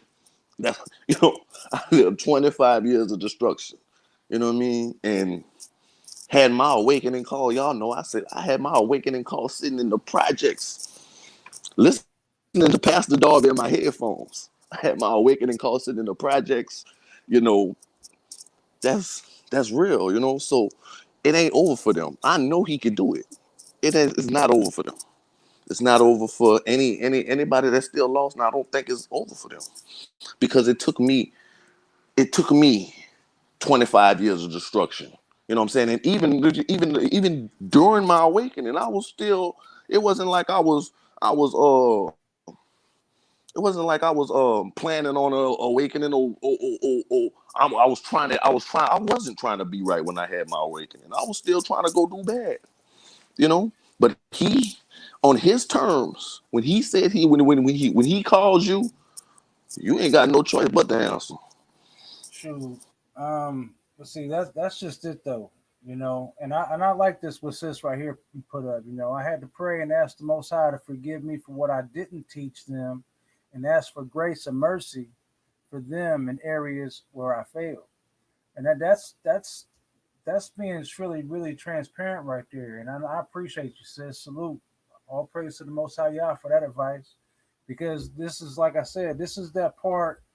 You know, in this process of um of teaching our families, teaching our children, and things to where we want them to learn the ways of the Most High, and we're not trying to put the wedge in like Sister Sharita said, but at the same time, it's the sensitive part is knowing the duty that we have to do, the faith of um, putting forth this effort to wake our children, asking the Most High for help on how to witness to your children. But then the part that I don't want to focus on, because I don't want parents out there to just give all the way up on their kids, because um, the word does say that this word is going to separate households. This is the part that I don't I, I I say it needs to be spoken on, but I don't want to harp on it too much, because I don't want all parents out there to feel like, well, since you have a non-responsive child, to just give up on them. Um, I know I've been tested within the relationships of my children, but my situation is unique to me, mainly because of the previous years of when I was committing my whoredoms to begin with. That I had already put the wedge there of not being a stable father. This is part of my testimony right here. So now that I have, you know, went through all this different broken home situations, to where I have four baby moms through my whoredoms and things like that, and then still, for me, coming back and telling my kids the truth of what I did wrong, and then showing my kids, look, this is what I've always wanted for you, is to know this word. I went about it wrong. I went about my adult life and your being dad wrong. This is the rightest thing I could possibly ever tell you, is this word here. Okay. And for me, you know, I can just, all I can do is have faith that the Most High will reach my children. I don't Right. know which ones of my children he's going to reach. I don't know. I don't know if I don't know. But this is the hard part. it's the very intricate part of waking up, and especially if you're a parent like me, that yeah, I'll say it transparently. I did wake up to shame, and I've been looking into the scriptures on the part All right, where it's me like, too. um, you know, like when I got to reading Second Baruch, and I can't wait to get there with the family. I mean, I'm being all the way honest with y'all, family. Like reading these scriptures, the judgment of the Most High, woo-hoo, it is scary. It is scary for folks like myself, that come from broken home situations and things like that, and so many scriptures that that come across that people that have dwelt with wickedness for so long that they're just pretty much giving up on. But not all the scriptures is that way. And Baruch even has a scripture in there where it gave me so much more hope and faith, along with what we know the Messiah came to do. The Messiah came to pay the price and the penalty for all of us that sinned, if we would only believe in Him and trust in Him, and you know receive His Right. commandments. You know what I'm saying? So even like First Testament scripture wise, I mean, whew, like I said, it's scary because I know I need forgiveness. I pray for forgiveness from my forefathers in the sins in which I inherited from them, that made me the deadbeat dad that I was at one point in time, and the mistakes in which I've made and things like that. I'm begging for forgiveness for all these things. You know what I'm saying? So man, it's wild, family. But this is yeah. I know I'm not the only one. You know, Well, you're not. so You're not. No, you're no, not. You're not. and it's all good, Miss B. I'm not giving up. No, I ain't giving up. It's just um, I know good and well that the devil was messing with me and other parents like myself that have woken up to shame and trying to make us feel like we're not going to be forgiven. We can't dwell on that. We cannot And that's a believe that lie. lie. Right. We Yeah, cannot that's a believe that lie. lie. Right. But we also um can't be complacent either. You know, we do have work to do. Parents like me, we have work to do. You know. What I'm saying, like we really do need to be at least trying to sow in this kingdom money, because this wisdom that we get from the scriptures, this wisdom is not ours. It comes from the Father. It doesn't come from us. It comes from the Father to do well to your brother, your sister, your son, your daughter, your mother, your father. I mean, any of this kingdom money, you're supposed to be giving it back out freely. And it's really going to come down to how we give it back. You know, wow, Auntie, I'm with you. Yeah, yeah. See, that's why she Auntie. I'm right. Well, I'm right there. I'm in between the 39 and the 40. Well, I'm the 41. well, I'm way somebody down. went forth and was fruitful and multiplied. Right. Well, I'm saying, Right, right. age wise. I mean that I don't know who's going to get to this part in the video, but you know what I'm saying. And love, that's my auntie right there. But I can't say by blood that's my auntie right there. But I'm 41, just like she got a 41-year-old. Man, sure did multiply. But yeah, family. I think uh I think this faith is this covenant. You know, that's something that I think we're gonna be finding out a whole lot more as we go through Jasher. That is something that's gonna Right. be so important for us to come back to and wake up to. Is this faith and who our Father is.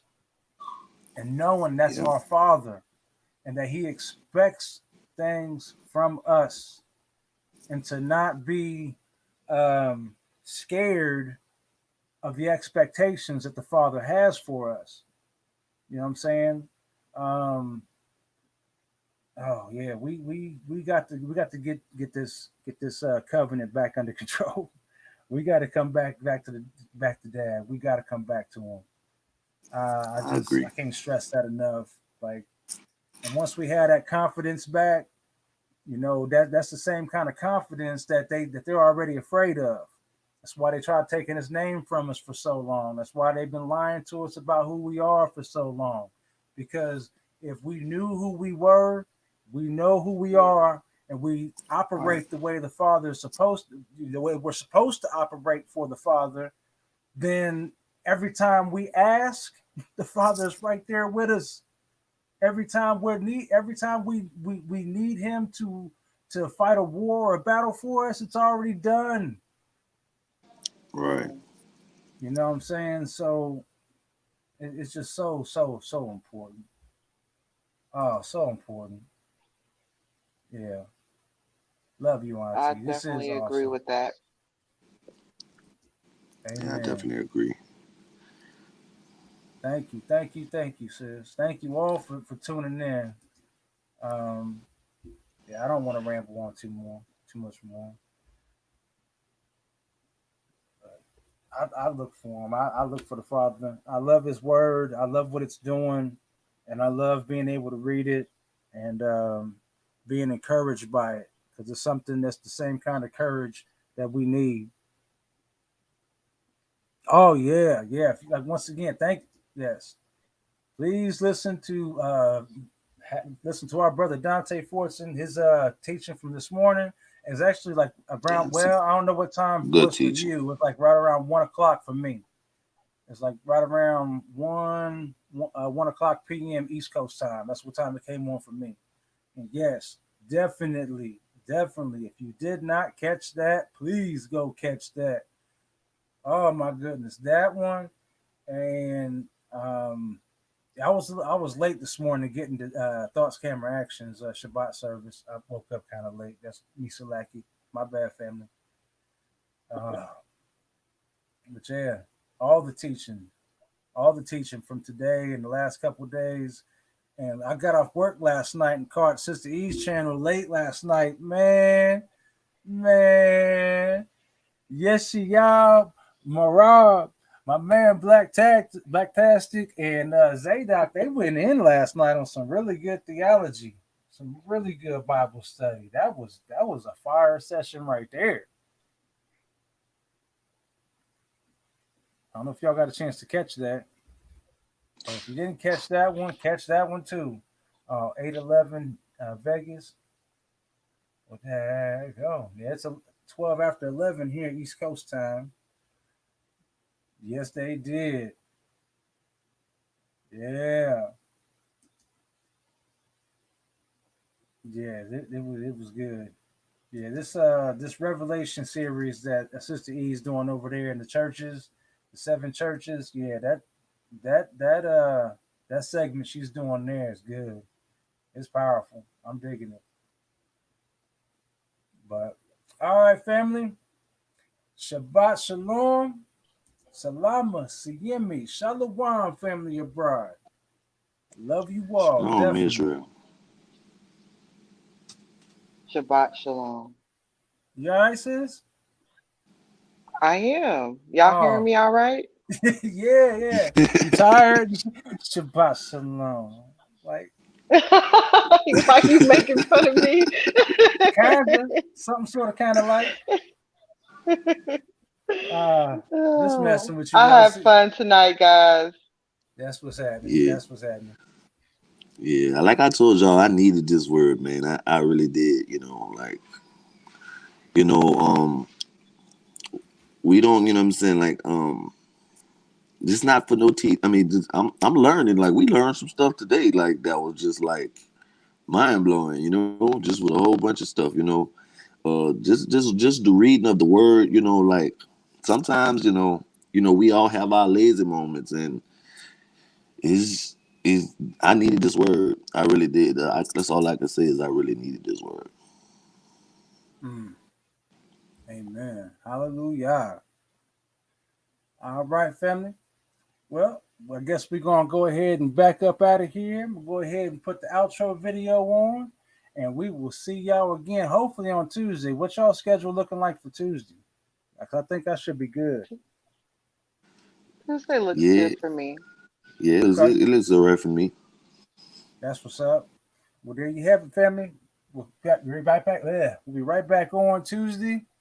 Hopefully, right around 6 or 7, maybe 8 if we have to. But we'll figure it on out. But so we'll see y'all again then. Love y'all, family. Can't wait to see y'all again and get to this cliffhanger part right here because this fixing to go down. Oh, I can't wait. I love reading these parts coming up. It's fixing to go down. All right. I'll let y'all later, family. Shalom, salama, siyimi, shalom.